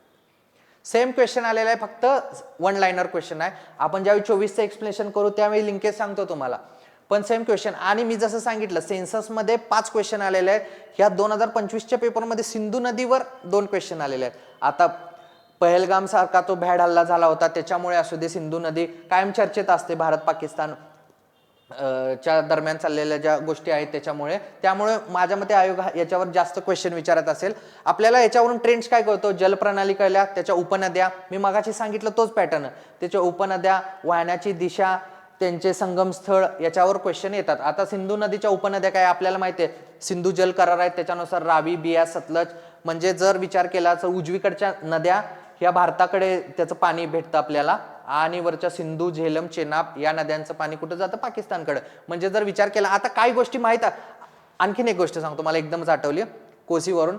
जर मागच्या वेळेचा क्वेश्चन काढला तर त्यांनी ज्या सिंधू नदीच्या उपनद्या दिल्या होत्या त्याच्यामध्ये एक अशी उपनदी होती जी गंगेची उपनदी होती. इथं जर फॅक्टचा विचार केला ना ह्या ज्या गोष्टी दिलेल्या आहेत ज्या सिंधूच्या उपनद्या नाहीत त्या गंगेच्या उपनद्या आहेत. म्हणजे पुढचा क्वेश्चन गंगा नदी आणि त्याच्या उपनद्या उत्तरेकडील कोणती किंवा डावीकडील कोणती उजवीकडील कोणती या गोष्टीवर येऊ शकतो. आपल्याला माहिती आहे सिंधू नदीच्या उपनद्या कोणत्या झेलम आहे, चेनाब आहे, कोसी नाहीये. कोसीला काय म्हणतात बिहारचे दुःखाश्रू म्हणतात तर कोसी तर नाहीयेच आहे. इथं बघा गंडक, कोसी, घागरा, सोन ह्या सगळ्या काय गंगेच्या उपनद्या आहेत. कोसी पण काय गंगेची उपनदी आहे. म्हणजे हा पर्याय कट. आता पर्याय कट करताना ना खाली पण जायचं अशा वेळी. बघा अ केलाय आणि अ गेलाय ब गेलाय, अ गेला ब गेला, इथं अ ब कट म्हणजे काहीच न आता खाली न जाता पण आपल्याला कड बरोबर इथं आपल्याला आन्सर भेटतंय. पण आपण जातोय खाली सतलज, बियास, रावी, चिनाब, काबूल, कुर्रम, स्वात आणि झेलम ह्या काय आहे सिंधू नदीच्या उपनद्या आहेत. तर डिरेक्शन कळते का तुम्हाला कोणत्या टॉपिकवर कसे क्वेश्चन येत आहेत आणि आपल्याला त्याच्यासाठी अभ्यास कोणत्या प्रकारे करायचा आहे ह्या बाबी आपल्याला इथून समजतात. ठीक आहे. आता जसं कोसीचा उल्लेख आला मी तुम्हाला यातून सांगतोय की गंगा नदीच्या उपनद्यांवर क्वेश्चन येऊ शकतोय. यमुना नदीच्या उपनद्या कारण गंगेची उपनदी ही यमुना आहे पण यमुनेचं सेपरेट एक नदी प्रणाली आहे त्याच्या उपनद्या पश्चिमेकडून पूर्वेकडून पश्चिमेकडे याच्यावर क्वेश्चन येऊ शकतो. एक पुढची फॅक्ट मध्ये आसामचे दुःखाश्रू कुणाला म्हणतात तर ब्रह्मपुत्राला म्हणतात. बिहारचे दुःखाश्रू कोसी, बंगालचे दुःखाश्रू दामोदर नदीला, ओडिसाचे दुःखाश्रू महानदीला आणि सिक्कीमचे दुःखाश्रू तिस्ता नदीला म्हणतात. आता याच्यावर पण एक क्वेश्चन आला होता जे व्हर्टिकल क्लासिफिकेशन होतं इंडियाचं. सिंधू आणि सतलज नदीच्या दरम्यान जो प्रदेश येतो त्याला काय म्हणतात, कोणता हिमालय म्हणतात. हिमालयाचं क्लासिफिकेशन नद्यांच्या विभागानुसार. तर त्या फॅक्ट्स पण आपल्याला इथून करणं गरजेचं आहे. आपल्याला समजतंय का एकच टॉपिक वेगवेगळ्या अँगलनं कसा फिरवला जातो हे आपल्याला इथून समजतंय. बघा आता अजून काय बोलायचं. आता पुन्हा कुठं आला क्वेश्चन, पुन्हा क्वेश्चन आलेला आहे की तिथंच लिंग गुणोत्तर म्हणजे काय, सेन्सस लोकसंख्याशास्त्र या टॉपिकवर क्वेश्चन आलेला आहे. आता आपल्याला मी तेच सांगतोय, सर्व फॅक्ट प्रत्येकाची माहित असणं गरजेचं नाही. पहिले 5 शेवट 5 महाराष्ट्र कुठं आहे या गोष्टी माहित असणं गरजेचं. आपल्याला माहित आहे केरळमध्ये सर्वात जास्त लिंग गुणोत्तर आहे 1084.3 बघा. बाकी काय माहित असणं गरजेचं आहे. 1 ला 3 जर आलं तर कुठं उत्तरच आलं ना आपलं, 1 ला 3. पण आपण पाहूया 1 ला 3, त्यानंतर दुसरी पुद्दुचेरीला आहे. काही सोर्समध्ये हे 1034 आहे, काही सोर्समध्ये 1037 आहे. तर पुद्दुचेरीला काय दुसरा ऑप्शन आहे. त्यानंतर आहे 3-2 सॉरी केरळला 3 ला 2. त्यानंतर तमिळनाडूचा विचार केला तर 996 आणि आंध्र प्रदेश 993 हा याचा सोर्स आहे. मग याच्यामधून आपण काय पाहिलं पाहिजे, सेन्ससचा डाटा आहे, लिंग गुणोत्तर विचारले, लिंग गुणोत्तर काय आहे, कशा रिलेटेड असतं, कशा बाबीतून ते पाहिलं जातं, 1000 पुरुषांमागे असणाऱ्या स्त्रिया असा दर आहे, तो ऍडिशन किती झालेले आहे 2001चा सेन्ससचा दृष्ट्या विचार करता, आणि महाराष्ट्राचा डेटा काय आहे, ह्या फॅक्ट आपल्याला पाहणं गरजेचं आहे. ह्या इंग्लिशवाला क्वेश्चन आहे. आता बघा सेन्सस 2011च्या सेन्ससनुसार भारताचे लिंग गुणोत्तर किती आहे 943, पण 2001 साली किती होतं 933, म्हणजे ऍडिशन कितीची झालेले आहे 10चे. आता हा क्वेश्चनही विचारून गेलेला आहे. तसंच महाराष्ट्राचा विचार करता आता किती आपलं 929 आणि 2001 साली किती होतं 922, म्हणजे इथं कितीची 7ची ऍडिशन झाली. हा क्वेश्चन कंबाईनला विचारलेला आहे. समजते तुम्हाला. आता बघ जास्त केरळ, पुद्दुचेरी, तमिळनाडू, आंध्र प्रदेश पहिले 4च विचारलेले आहेत. समजतंय. कमी मध्ये हरियाणा सगळ्यात कमी आहे इतकं लक्षात ठेवा. हरियाणा काय सगळ्यात कमी 877 आहे. हरियाणा पंजाबमध्ये जनरली हा रेट कमी आहे. हरियाणा, जम्मू काश्मीर का त्यावेळी ते राज्य होतं 2011ची सेन्सस आहे. हरियाणा, जम्मू काश्मीर, सिक्कीम आणि पंजाब. आता महाराष्ट्राचा विचार करायचा झाला तर किती आहे ऍडिशन बघा इथं 10 आहे. महाराष्ट्राची किती आहे, महाराष्ट्राची 929 आहे, म्हणजे 7ची ऍडिशन झाले. म्हणजे कधी कधी असा पण क्वेश्चन येऊ शकतो बरं का, 2001च्या दृष्टीनं 1 ते 11 असा जर लोकसंख्येचा प्रवास विचार केला तर लिंग गुणोत्तरामध्ये महाराष्ट्रापेक्षा भारताचे ऍडिशन किंवा प्रगती चांगली झालेली आहे. तर अशी बाबीनं हा क्वेश्चन विचारला जाऊ शकतो, कारण इथे ऍडिशन किती झालेले आहे 7, इथं किती झालेले आहे 10. आता जास्त मध्ये कोण आहे, रत्नागिरी, सिंधुदुर्ग, गोंदिया, सातारा, भंडारा हे 2. रत्नागिरी, सिंधुदुर्ग तर लक्षात ठेवा हा क्वेश्चन ऑलरेडी विचारलेला आहे, कारण की 1000च्या वर इथं आपलं लिंग गुणोत्तर आहे, आणि इथं मुंबई शहर आणि मुंबई उपनगर इथं खूपच कमी आहे. आता या दोघांचं रिझन हे सेम आहे की स्थलांतर कोकणातून, खास करून दक्षिण कोकणातून उत्तर कोकणामध्ये मुंबई शहर उपनगर याच्यामध्ये ते स्थलांतर मोठ्या प्रमाणात होतंय, खास करून पुरुषांचं, आणि त्याच्यामध्ये रत्नागिरी, सिंधुदुर्ग इथं लिंग गुणोत्तर जास्त आहे आणि मुंबई शहर आणि उपनगर येथील लिंग गुणोत्तर कमी आहे. आता मुंबई शहर उपनगर, ठाणे, पुणे, बीड पहिले 5 जास्त, पहिले 5 कमी, याच्यावर फोकस करणं गरजेचं आहे लोकसंख्येचा अभ्यास करता. आता बघा मगाशी जो एरिया मी एक्सप्लेन केला त्याच्यावर परत क्वेश्चन आलेला. भारतीय द्वीपकल्पाच्या सीमेवरील बंगालचा उपसागर आणि अरबी समुद्रात खालीलपैकी कोणत्या कारणाने वादळाची निर्मिती होते. आता मी जसं मगाशी सांगितलं तसं काय असायला पाहिजे, तिथं टेम्परेचर म्हणजे तापमान कसं असायला पाहिजे, जास्त असणं गरजेचं आहे, आणि जर टेम्परेचर जास्त असेल तर प्रेशर काय असतं कमी. तर ही बाब असणं तिथं गरजेचं आहे. मग ही वादळाची निर्मिती होण्यासाठी बंगालचा उपसागर असू दे, अरबी समुद्र असू दे किंवा पॅसिफिक ओशन असू दे, सगळीकडे ही फॅक्ट लागू आहे. तर वादळाच्या निर्मितीसाठी काय आहे की इथं बघा दुसरा पर्याय, तापमान वाढून हवेचा दाब कमी झाल्यास, म्हणजे काय आहे इन्क्रीज इन टेम्परेचर, आणि टेम्परेचर इन्क्रीज झाल्यानंतर डिक्रीज इन प्रेशर, म्हणजे लो प्रेशर आणि हाय टेम्परेचर, लो प्रेशर आणि हाय काय तापमानाचा जर विचार केला तर याच्यामध्ये अशी अनस्टॅबिलिटीसाठी वादळे, स्ट्रोम ह्यासारख्या कंडिशन, सायक्लोन निर्माण होतात. आता बघा एखाद्या एक्झामिनरला मी तुम्हाला एक्झामिनरचा एक माइंडसेट पण समजावून सांगते. इथं उत्तरपर्यंत पोहोचलो आपण. जर तुम्हाला काहीच माहित नाही, हे अशा काही गोष्टी नसतात बरं का, 3रा आणि 4था पर्याय हे त्यांना काढायचं आहे, काय तर 4 पर्याय द्यायचे आहेत म्हणून ते दिलेले पर्याय. तापमान व हवेचा दाब वाढल्याने हे दोन्ही गोष्टी एकत्र कधीच होत नाहीत.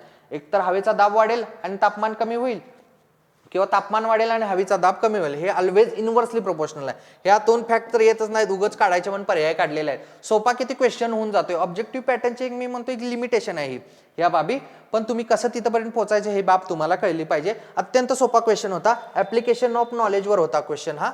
ठीक आहे. मग वादळ तयार होण्यासाठी 2 मुख्य अटी काय, इन्क्रीज इन टेम्परेचर म्हणजे तापमान वाढ झाली पाहिजे. तापमान वाढ झाली की काय होतं, हवा हलकी होते, वर जाते, वर गेलं की कमी दाबाचा पट्टा निर्माण होतो, आणि कमी दाबाचा पट्टा निर्माण झाला की लो प्रेशर, हवा कशी वाहते high pressure to low pressure, मग ती हाय प्रेशर कडून लो प्रेशर कडे वाहत असताना ती हवा चक्राकार पद्धतीने फिरते. कशामुळे? कोरिलियस बलामुळे ती चक्राकार पद्धतीने फिरते आणि त्याच्यामुळे काय होते? हे वादळ किंवा सायक्लॉन यासारख्या परिस्थितीची निर्मिती होते. ठीक आहे, पुढे जाऊया आता आपण. हे मी जसं एक्सप्लेन केलेलं आहे लो प्रेशर आणि हाय प्रेशरचं टेम्परेचरच्या नुसार. आता कळसुबाई हे शिखर महाराष्ट्रातील सर्वोच्च पर्वत शिखर खालीलपैकी कोणत्या पर्वत रांगेत स्थित आहे? आता ही सर्वात महत्वाची. कळसुबाई शिखर महाराष्ट्राला खूप फेवरेट आहे. त्याची उंची किती, कोणत्या प्रशासकीय विभागात आहे, कोणत्या जिल्ह्यात आहे, भरपूर वेळा क्वेश्चन विचारून झालेले. कळसुबाई शिखर हे कोणत्या पर्वत रांगेत आहे हे काय मी एक्सप्लेन करण्याची गरज नाही. हे आहे, याचं उत्तर सह्याद्री पर्वतरांग आहे. आणि म्हणजे मला काय सांगायचं आहे, महाराष्ट्र जॉग्राफी स्थान विस्तारवर क्वेश्चन येतात आणि फिजिकल क्लासिफिकेशन याच्यावर क्वेश्चन येतात आणि त्याच टॉपिकवर म्हणजे पर्वत, शिखर, नद्या यांचं डिवायडेशन कसं झालेलं आहे, तर त्या रिलेटेड बाबींवर किंवा त्या फॅक्ट्सवर हा क्वेश्चन आहे. दरवर्षीचा पेपर काढा, ह्या बाबींवर एक क्वेश्चन असतो. जनरली त्यांचा क्रम विचारला असतो किंवा कोणत्या पर्वतांमध्ये कोणती नदी आहे हा क्वेश्चन विचारला असतो. यावर्षी अत्यंत सिंपल क्वेश्चन विचारलेला आहे. कळसुबाई कुठलं हे शिखर कोणत्या पर्वतरांगेत आहे? सह्याद्रीमध्ये आहे. हे बाकीचे सगळे नॉनसेन्स ऑप्शन आहेत. आता ह्याच्यावर बघा, ह्याच्यावर खूप वेळा क्वेश्चन आलेला आहे म्हणून मी फॅक्ट इथे घेतोय. ही गोष्ट उत्तर ते दक्षिण क्रम आपल्याला माहित असते. विंध पर्वत आहे, त्याच्यानंतर नर्मदा आहे, त्याच्यानंतर सातपुडा पर्वत आहे, त्यानंतर तापी नदी आहे, सातमाळा अजिंठा डोंगर आहे, त्याच्यानंतर गोदावरी नदी आहे, हरिश्चंद्र बालाघाट आहे, भीमा नदी, शंभू महादेव डोंगररांग आणि कृष्णा. आता ही का मी सांगतोय? कारण भरपूर वेळा, खूप वेळा हा क्वेश्चन येऊन गेलेला आहे. आता किती वेळा सांगू, किती वेळा एक्सप्लेन करू, अशा बाबी झालेल्या आहेत. आता इथं हरिश्चंद्र बालाघाट एक नाही, जर आता जो क्वेश्चन आपण पाहिला, भरपूर लोकांनी याचं उत्तर बालाघाट पण लिहिलं होतं. याचं कारण काय आहे की जर आपण तुम्हाला जर क्लासिफिकेशन माहित असेल, हा सह्याद्री आहे, तर याच्यामधून इथं हरिश्चंद्र बालाघाट पर्वतरांग निर्माण होते. ही हरिश्चंद्र आहे आणि ही बालाघाट आहे. तर इथं सुरुवातीचं टोक आहे कळसुबाई आहे. जर पर्यायामध्ये जर हरिश्चंद्र असतं तर उत्तर ते येऊ शकलं असतं, पण बालाघाट आहे ना, बालाघाटमध्ये ह्या डोंगर रांगेला जी गॅप पडून पुढे बीडमध्ये या डोंगर रांगेला बालाघाट म्हणतात. म्हणून त्याचं उत्तर ज्यांनी हे उत्तर बालाघाट लिहिलेलं आहे, पेपर नंतर आमचं ज्यावेळी डिस्कशन झालं होतं, काही लोक म्हणले की याचं बालाघाट होते. नाही, याचं उत्तर सह्याद्रीच येतंय आणि काय येतंय तेही मी एक्सप्लेन केलेलं आहे. आणि एरिया कोणता हेही तुम्हाला कळले असेल. महाराष्ट्र रिलेटेड जॉग्राफी आणि फिजिकल जॉग्राफी. पुढे काय आहे? जोड्या जुळवा. आता जोड्या जुळवा हा क्वेश्चन बघा कुठून आलेला आहे, वर्ल्ड जॉग्राफीच्या रिलेटेड आहे. आता बघा, मी शेवटी एक्सप्लेन करेल हे वर्ल्ड जॉग्राफीचे क्वेश्चन येतात कसे, कुठून करायचे, ह्या बाबी मी एक्सप्लेन करेल. पण अत्यंत सिंपल क्वेश्चन आहे, खूप एक्सप्लेनेशनचं याच्यामध्ये नाही आहे. प्रशांत महासागर म्हणजे पॅसिफिक महासागर आपल्याला माहिती आहे. मरियाना गर्ता डीपेस्ट पॉईंट आहे. तर मरियाना गर्ता कुठं असते? प्रशांत महासागरमध्ये आहे. ला 2 लावायचं, ला 2 लावलं तर हा पर्याय कट, हा पर्याय कट. ठीक आहे, ला 2. आणि हिंदी महासागर आपल्या जवळचे आपल्याला माहिती आहे, जावा, सुमात्रा यासारख्या. सुमात्रा हे इंडोनेशियाची बेट आहे आणि त्याच्यावरूनच त्याला जावा गर्ता नाव पडलेलं आहे. म्हणजे 3चं 1, 1 ला 2 आणि 3 ला 1 बघा, 1 ला 2 आणि 3 ला 1 झाला हा पर्याय कट. म्हणजे तेच पुन्हा चारीच्या चारी फॅक्ट्स माहीत असणं गरजेचं नाहीये, पण येणाऱ्या फॅक्ट्सनुसार उत्तरापर्यंत कसं पोहोचायचं ह्या बाबी आहेत. आणि माहितीसाठी सांगतो. आता बघा, हे युरेशियन म्हणजे काय? युरोप आणि रशिया. तर ही गर्ता कुठं असणार आहे? त्या रिलेटेड जवळपास कोणतं महासागर आहे तिथं असणार ना. मग वरच्या साईडला, नॉर्थ साईडला कडलं आर्टिक महासागर. मग ही युरेशियन गर्ता आर्टिक महासागरात सापडते. आणि अटलांटिक महासागरामध्ये प्युर्टोरिको. हे मेन्सला आलेला क्वेश्चन आहे. म्हणजे तुम्हाला काय समजतंय? हे याचं उत्तर आहे 2 4 1 3, 2 4 1 3. म्हणजे काही क्वेश्चन जे आधी आलेले आहेत त्यांनाच घेऊन आयोग काही गोष्टी रिफ्रेम करते आणि बाकीच्या ज्या बेसिक डाटा आपल्याकडे आहे त्याच्यानुसार आपण क्वेश्चन सॉल्व्ह करू शकतोय. ठीक आहे, आता आपण 15 क्वेश्चन जॉग्राफीचे बघितलेले आहेत. आता आपण काय बघू? पर्यावरणाचे क्वेश्चन बघू. पर्यावरणाचा आणि पूर्ण क्वेश्चनचा ट्रेंड कसा चालू आहे आपण एक 5 क्वेश्चन झाल्यानंतर लगेच 2 मिनिटांमध्ये आपण त्याच्यावर बोलूया. ठीक आहे, हे काय प्रदूषक आहे आणि प्रदूषकांचे त्याचे परिणाम काय होतात. आता पाण्यातील फॉस्फेट, आता युट्रॉफिकेशन म्हणजे इतक्या वेळा क्वेश्चन आलेला, मी किती वेळा एक्सप्लेन करू ती क्वेश्चन. युट्रॉफिकेशन म्हणजे काय? सुपोषण म्हणजे काय? पाण्यामध्ये फॉस्फेट किंवा नायट्रोजनचे पार्टिकल जातात, त्याच्यानुसार तिथं सुपोषण निर्माण होतं, म्हणजे वनस्पती वाढायला चालू होतात, त्या ऑक्सिजन घेतात. त्याच्यामुळे काय होतं? पाण्यामध्ये ऑक्सिजन घेतल्यामुळे सूर्यप्रकाश पण जात नाही आणि ऑक्सिजन पण विरघळत नाही. त्याच्यामुळे आतली जी परिसंस्था आहे ते हळूहळू नष्ट व्हायला सुरुवात होते. त्याच्यामुळे बायोलॉजिकल ऑक्सिजन डिमांड वाढतो. बायोलॉजिकल ऑक्सिजन डिमांड म्हणजे काय? त्याच्या विघटनासाठी लागणारा ऑक्सिजन.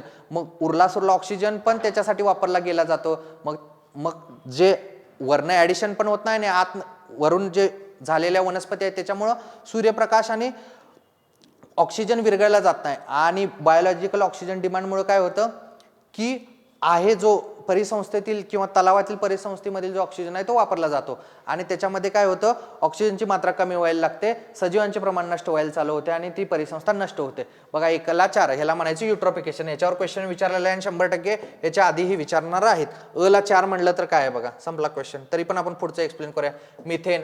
आता हे मिथेनवर काय आहे, 2024ला मिथेनवर क्वेश्चन आलेला आहे. ठीक आहे, म्हणजे लिंकेज बघा. मिथेन काय आपल्याला माहिती आहे, ग्रीन हाऊस गॅस आहे. 4ला 3 डायरेक्ट उत्तर पहिल्यावरूनच येते. कृत्रिम सिंथेटिक जर काय म्हणायचं, सिंथेटिक डिटर्जंट जर असतील इंग्लिशमध्ये, हे इंग्लिश मराठी खूप वाचणं अवघड आहे किंवा मी कधी शब्दच हे केला नाही, तो यूज केला नाही. पाण्यातील सिंथेटिक डिटर्जंटमुळे काय होते, बायोलॉजिकल ऑक्सिजन डिमांड वाढते त्याच्यामुळे, आणि हवेतील नायट्रोजन ऑक्साईड आपल्याला माहिती आहे आम्लपर्जन्य. हाही क्वेश्चन येऊन गेलेला आहे. म्हणजे एक सिंपल कॅटेगरीचा क्वेश्चन, जनरल नॉलेज किंवा जे कॉमन सेन्स आहे आपलं कशाच्या बाबतीत, पर्यावरणाच्या बाबतीत, एकदा वाचल्यानंतर त्यानुसार आपण ते क्वेश्चन सॉल्व्ह करू शकतो. आता पेपर झाल्यानंतर काही लोक म्हणले सगळ्यात अवघड क्वेश्चन होता हा आणि याच्या पुढचा. एक्सप्लेन फक्त करतो. भारतातील सरपटणारे प्राणी आणि उभयचर प्राण्यांचा विचार करा बरं का, आपल्याला विचारलंय काय. ठीक आहे, अत्यंत धोक्यात असलेल्या प्रजातीचा म्हणून खालीलपैकी कोणता प्राणी घोषित केलेला नाही. म्हणजे विचारलेलं काय आहे बघा, यांनी इंग्लिशमध्ये वाचायचं झालं तर not declared as critically endangered. आता हा युपीएससीचा ट्रेंड होता की IUCNचे क्रिटिकली एंडेंजर्ड प्राणी, त्यांची लिस्ट, ह्या गोष्टी सांगत होते आणि विचारलेलं काय, रेप्टाईल. म्हणजे तुम्ही एक टाइम फक्त हे क्रिटिकल एंडेंजर्ड आहे का नाही ही बाब बाजूला काढा. तुम्ही फक्त लक्षात गेला हा क्वेश्चन असा वाचा, which of the following animal is not reptile and ॲम्फिबियन of India. आता जर पर्याय जर बघितले कळते काय, घारियल ते मगर सुसर टाईप प्राणी असतो. फोर टॉइड रिव्हर टार्पेन, रिव्हर आलं म्हणजे ॲम्फिबियन आहे. इकडे बघा लेदर बॅक टर्टल, हे पण ॲम्फिबियन आहे. बेंगाल फ्लोरिकन, आता फ्लोरिकन मध्ये आपल्याला काय दिसतंय, पक्षासारखं काय तर दिसतंय का. झालं, क्वेश्चनचं उत्तर संपलं. आयोग तुमच्याकडून हे एक्सप्लेन करत नाही की तुम्हाला प्रत्येक प्राण्याचं एंडेंजर्ड आहे का, तो काय आहे, वल्नरेबल आहे, ह्या गोष्टी माहीत असायला पाहिजेत. क्वेश्चन कसा सोपा केलेला आहे बघा, अवघड करण्यासाठी या क्वेश्चन टाकलेला आहे. आपलं लक्ष कुठं जातं, क्रिटिकल एंडेंजर्ड कर, आणि आपण वाचायला काय चालू करतो, आता क्रिटिकल एंडेंजर्ड वाचायला घ्या. पण विचारलं काय, त्यांनी विचारताना क्वेश्चन फक्त हा क्रिटिकल एंडेंजर्ड टाकून तो क्वेश्चन अवघड केलेला आहे. पण स्मार्ट स्टुडंट कोण असतो, तो ह्या गोष्टी रेक्टिफाय करतो आणि त्याच्यानुसार उत्तरापर्यंत जातो. सिंपल आहे, ह्याच्यामध्ये एक्सप्लेन करण्यासारखं काही नाही ना, की ह्याच्यावर पुन्हा क्वेश्चन येणार आहे. फक्त उत्तरापर्यंत काही गोष्टी कशा असतात, नॉलेजच्या नुसार आपण उत्तरापर्यंत जाऊ शकतो. आणि पेपर सोडून काही गोष्टी असतात अप्रोच किंवा पेपर सॉल्व्हिंगच्या टेक्निकनुसार आपण त्या उत्तरापर्यंत पोहोचू शकत असतो. ठीक आहे, हा क्वेश्चन तसाच आहे. आणि हा क्वेश्चन मी एक्सप्लेन यासाठी करतोय कारण की हा तसा अवघड कॅटेगरीचा प्रश्न आहे, पण माझा हा बरोबर आलेला आहे. आणि मी कसा बरोबर आलेला ही गोष्ट मी तुम्हाला सांगतो, जेणेकरून तुम्हाला येणाऱ्या परीक्षेमध्ये याचा फायदा होईल. आता जीवशास्त्रज्ञांनी जैवविविधतेला धोका निर्माण करणाऱ्या घटकांबाबत पुढीलपैकी कोणता संक्षिप्त शब्दप्रयोग यूज केलेला आहे. म्हणजे ॲक्रोनिम कोणता यूज केलेला आहे, कशासाठी, जैवविविधतेला धोका निर्माण करणारे घटक आहेत बरं का. आता जर एखादा एक्झामिनर आहे, क्वेश्चन काढताना सर्वात अवघड गोष्ट काय माहिती आहे का, पर्याय काढणं. पर्याय काढताना त्याला विचार करायला लागतोय. आता विचार करा बरं का, तुम्हाला संक्षिप्त रूप म्हणजे ॲक्रोनिम आहे, कशाचा लॉंग फॉर्म सापडू शकतोय. EPA म्हणजे काय हो, क्वेश्चन. म्हणजे क्वेश्चन कुठं आलाय बघा की, एन्व्हायरमेंट म्हणजे नॉर्मली एन्व्हायरमेंट प्रोटेक्शन ऍक्ट याचा शॉर्ट फॉर्म आहे तो. EIA म्हणजे काय, एन्व्हायरमेंट इम्पॅक्ट असेसमेंट. म्हणजे कोणताही प्रोजेक्ट असू दे, त्याचं पर्यावरणावर किंवा सर्वांगीण दृष्टीने काही परिणाम होऊ शकतात, त्याचं असेसमेंट म्हणजे एन्व्हायरमेंट इम्पॅक्ट असेसमेंट. आता याचा आणि याचा काहीतरी संबंध आहे का, एखाद्या एक्झामिनरला द्यायचं म्हणून त्यांनी ह्या गोष्टी दिलेल्या आहेत. या गोष्टी तुम्हाला समजायला पाहिजे. दोन गोष्टी आपोआपच कट होणार. आता राहते कोण, IUCN आणि हिप्पो. IUCN आपल्याला माहिती आहे, जे की आता जर विचारलेला क्वेश्चन जर असा असता, जैवविविधतेला जे प्राणी आहेत, पक्षी आहेत, त्यांना त्यांच्या धोक्याच्या पातळीनुसार दर्जा देणारे इन्स्टिट्यूट कोणती, तर IUCN जी आपल्याला आली असती. पण इथं त्यानुसार IUCN पण पर्याय कट होत जाते, उरतोय कुठला, हिप्पो. आता हिप्पो मलाही माहित नव्हतं. मला विचार करा, मला सांगायचं काय, एखादा स्मार्ट एक्झामिनर जर प्रश्न काढतोय आणि त्याला पर्याय द्यायचा आहे, तर ते हिप्पो कशाला दिलो, जर त्याचं उत्तर आहे म्हणूनच त्याने हिप्पो दिलेलं आहे ना. आता हिप्पोचा जो लॉंग फॉर्म आहे ते आपण बघू, पण एखाद्या एक्झामिनरला उगच काय तर काढायचं, हिप्पो, लायन, सिंह, टर्टल असलं काय देईल का, नाही. याचं लॉंग फॉर्मच असा आहे. आणि ह्या अन्य पर्यायाची 1, 2, 3 पर्यायाची जर फोड केली तर आपल्याला त्या उत्तरापर्यंत पण जाता येत नाही. अशा प्रकारे असे अवघड कॅटेगरीचे प्रश्न असतात जे की आपल्याला येणं म्हणजे कधीच येणार नाहीत, अशा बाबतीत प्रश्न असतात. तर त्याच्या उत्तरापर्यंत कसं पोहोचायचं मी तुम्हाला ह्या गोष्टी इथं एक्सप्लेन करतोय. हा प्रश्न कधीच रिपीट होणार नाही. फक्त हे आपल्याला आता फॅक्ट माहिती असू दे. हिप्पोचं काय आहे, हिप्पो हे पर्यावरण शास्त्रात जैवविविधतेला असणाऱ्या प्रमुख धोक्यांच्या साठी वापरलेले ॲक्रोनिम आहे. म्हणजे कोणत्या फॅक्टरमुळे बायोडायव्हर्सिटी आपली कमी होऊ शकते, तर हे फॅक्टर आहेत. एच म्हणजे हॅबिटॅट लॉस, आय म्हणजे इन्व्हेजिव्ह स्पेसीज असतात आक्रमक प्रजाती, पी म्हणजे पोल्युशन, पी म्हणजे परत पॉप्युलेशन, ओ म्हणजे काय ओव्हर एक्सप्लॉयटेशन म्हणजे काय अतिशोषण. याच्यामुळं ह्या बाबी इथं निर्माण झालेल्या आहेत. काही वेळ ओव्हर एक्सप्लॉयटेशनच आहे हा शब्द, ठीक आहे. मी एकदा चेक करतो परत. पण अशा बाबी आहेत. पण मी तुम्हाला सांगितलं हा क्वेश्चन कधीच रिपीट होणार नाही. आपल्या नॉलेज म्हणून हा गोष्ट ऍड असू दे, फक्त याच्या उत्तरापर्यंत कसं पोहोचायचं ही बाब इथून आपल्याला समजते. परत सोप्या कॅटेगरीचा क्वेश्चन, खालीलपैकी कोणते एक पुनर्नवीनीकरण ऊर्जा संसाधनाचे उदाहरण आहे. म्हणजे काय, example of renewable energy. Renewable म्हणजे काय, जोपर्यंत आपण आहे, जोपर्यंत पृथ्वी आहे तोपर्यंत ती ऊर्जा कधीच संपणार नाही, अशाला रिन्युएबल एनर्जी म्हणतात. आपल्याला माहिती आहे रॉक कोल संपणार आहे, नॅचरल गॅस संपणार आहे, मिनरल ऑइल पेट्रोलियम तर संपणारच आहे, पुढच्या थोड्या 50-60 वर्षात संपेल असा अंदाज एक आहे. तर या बाबी आहे. त्याच्यामुळे जिओथर्मल एनर्जी म्हणजे पृथ्वीच्या असणारी जी उष्णता आहे त्याच्यामुळे म्हणजे त्याचा वापर करून जी ऊर्जा निर्माण केली जाते त्याला जिओथर्मल एनर्जी म्हणतात. रिन्युएबल एनर्जीचे उदाहरण आहे. आता हा क्वेश्चन का आलेला आहे, आता आपण सस्टेनेबल डेव्हलपमेंटच्या युगात जगतोय आणि त्याच्यामध्ये अशा बाबींवर जास्त फोकस केला जातोय की जे भविष्याच्या दृष्टीने कायमच सस्टेनेबल राहतील. रिन्युएबल एनर्जी म्हणून काय सांगितलं याची व्याख्या, याच्यामध्ये काय येतं बघा, सोलार एनर्जी येते, विंड एनर्जी येते, हायड्रो पॉवर. आता हायड्रो पॉवर का म्हणलं जातं की पृथ्वीवर पाणी कधीच संपणार नाही या दृष्टीने ते आहे. बायोमास एनर्जी आहे, जिओथर्मल आहे, ओशन एनर्जी. मग ओशन एनर्जी मध्ये काय असतं, टायडल एनर्जी असते, वेव्ह एनर्जी असते आणि जे त्याचा टेम्परेचरचा गॅप आहे त्याच्यामधून पण ओशन थर्मल एनर्जी कन्व्हर्जन असं एक 3-4 प्रकारचे एनर्जी असतात. हा आहे की रिन्युएबल एनर्जी. सेम टाईपचे क्वेश्चन युपीएससीला आलेले आहेत, येणाऱ्या परीक्षेमध्येही येणार आहेत, कारण की हा एक जनरली चर्चेत असणारा विषय आहे. आता शेवटचा क्वेश्चन आहे, धोकादायक कचरा व्यवस्थापन हाताळणी आणि सीमापार वाहतूक नियम 2008 नुसार टिंबटिंब हे धोकादायक कचऱ्याच्या सीमापार वाहतुकीशी संबंधित आणि भारताच्या कोणत्याही भागातून धोकादायक कचऱ्याच्या वाहतुकीशी परवानगी देणारे नोडल मंत्रालय असेल. किती मोठा क्वेश्चन आहे बघा. सिंपल काय माहिती आहे, कुठं आलाय बघा हा क्वेश्चन, एन्व्हायरमेंटच्या क्वेश्चन मध्ये आलेला 5वा क्वेश्चन आहे. आपल्याला माहिती आहे एन्व्हायरमेंटचे 5 क्वेश्चन येतात. आता सर्व एन्व्हायरमेंट रिलेटेड बाबीच्या असणारं मंत्रालय कोणतं आहे हो, एकच मंत्रालय ना, एन्व्हायरमेंट. आता एन्व्हायरमेंटच्या बाबीमध्ये गृह मंत्रालय काय काम करते, परराष्ट्र मंत्रालय काम काय करते आणि वाणिज्य मंत्रालय हे बाब याच्यामध्ये येणारच नाहीत. डायरेक्ट पर्यावरण आणि वन मंत्रालय याचं उत्तर आहे. आपण माहिती आहे ही गोष्ट वाचत असतो किंवा सेन्सनं नॉर्मल सेन्सनं पण आपण पर्यावरण आणि वन मंत्रालय ह्या बाबीशी रिलेट म्हणून उत्तर टिक केलेलं असेल. पण ज्या पर्यावरण रिलेटेड बाबी आहेत फक्त क्वेश्चन कुठं आलाय बघा, तुम्हाला त्या पर्यायाबद्दल किंवा त्या उत्तरापर्यंत जाण्यासाठी मदत होईल. आता हे धोकादायक कचऱ्याच्या संबंधित एक आंतरराष्ट्रीय करार आहे, ते पण सांगतो. बेसेल करार तुम्हाला माहित असेल.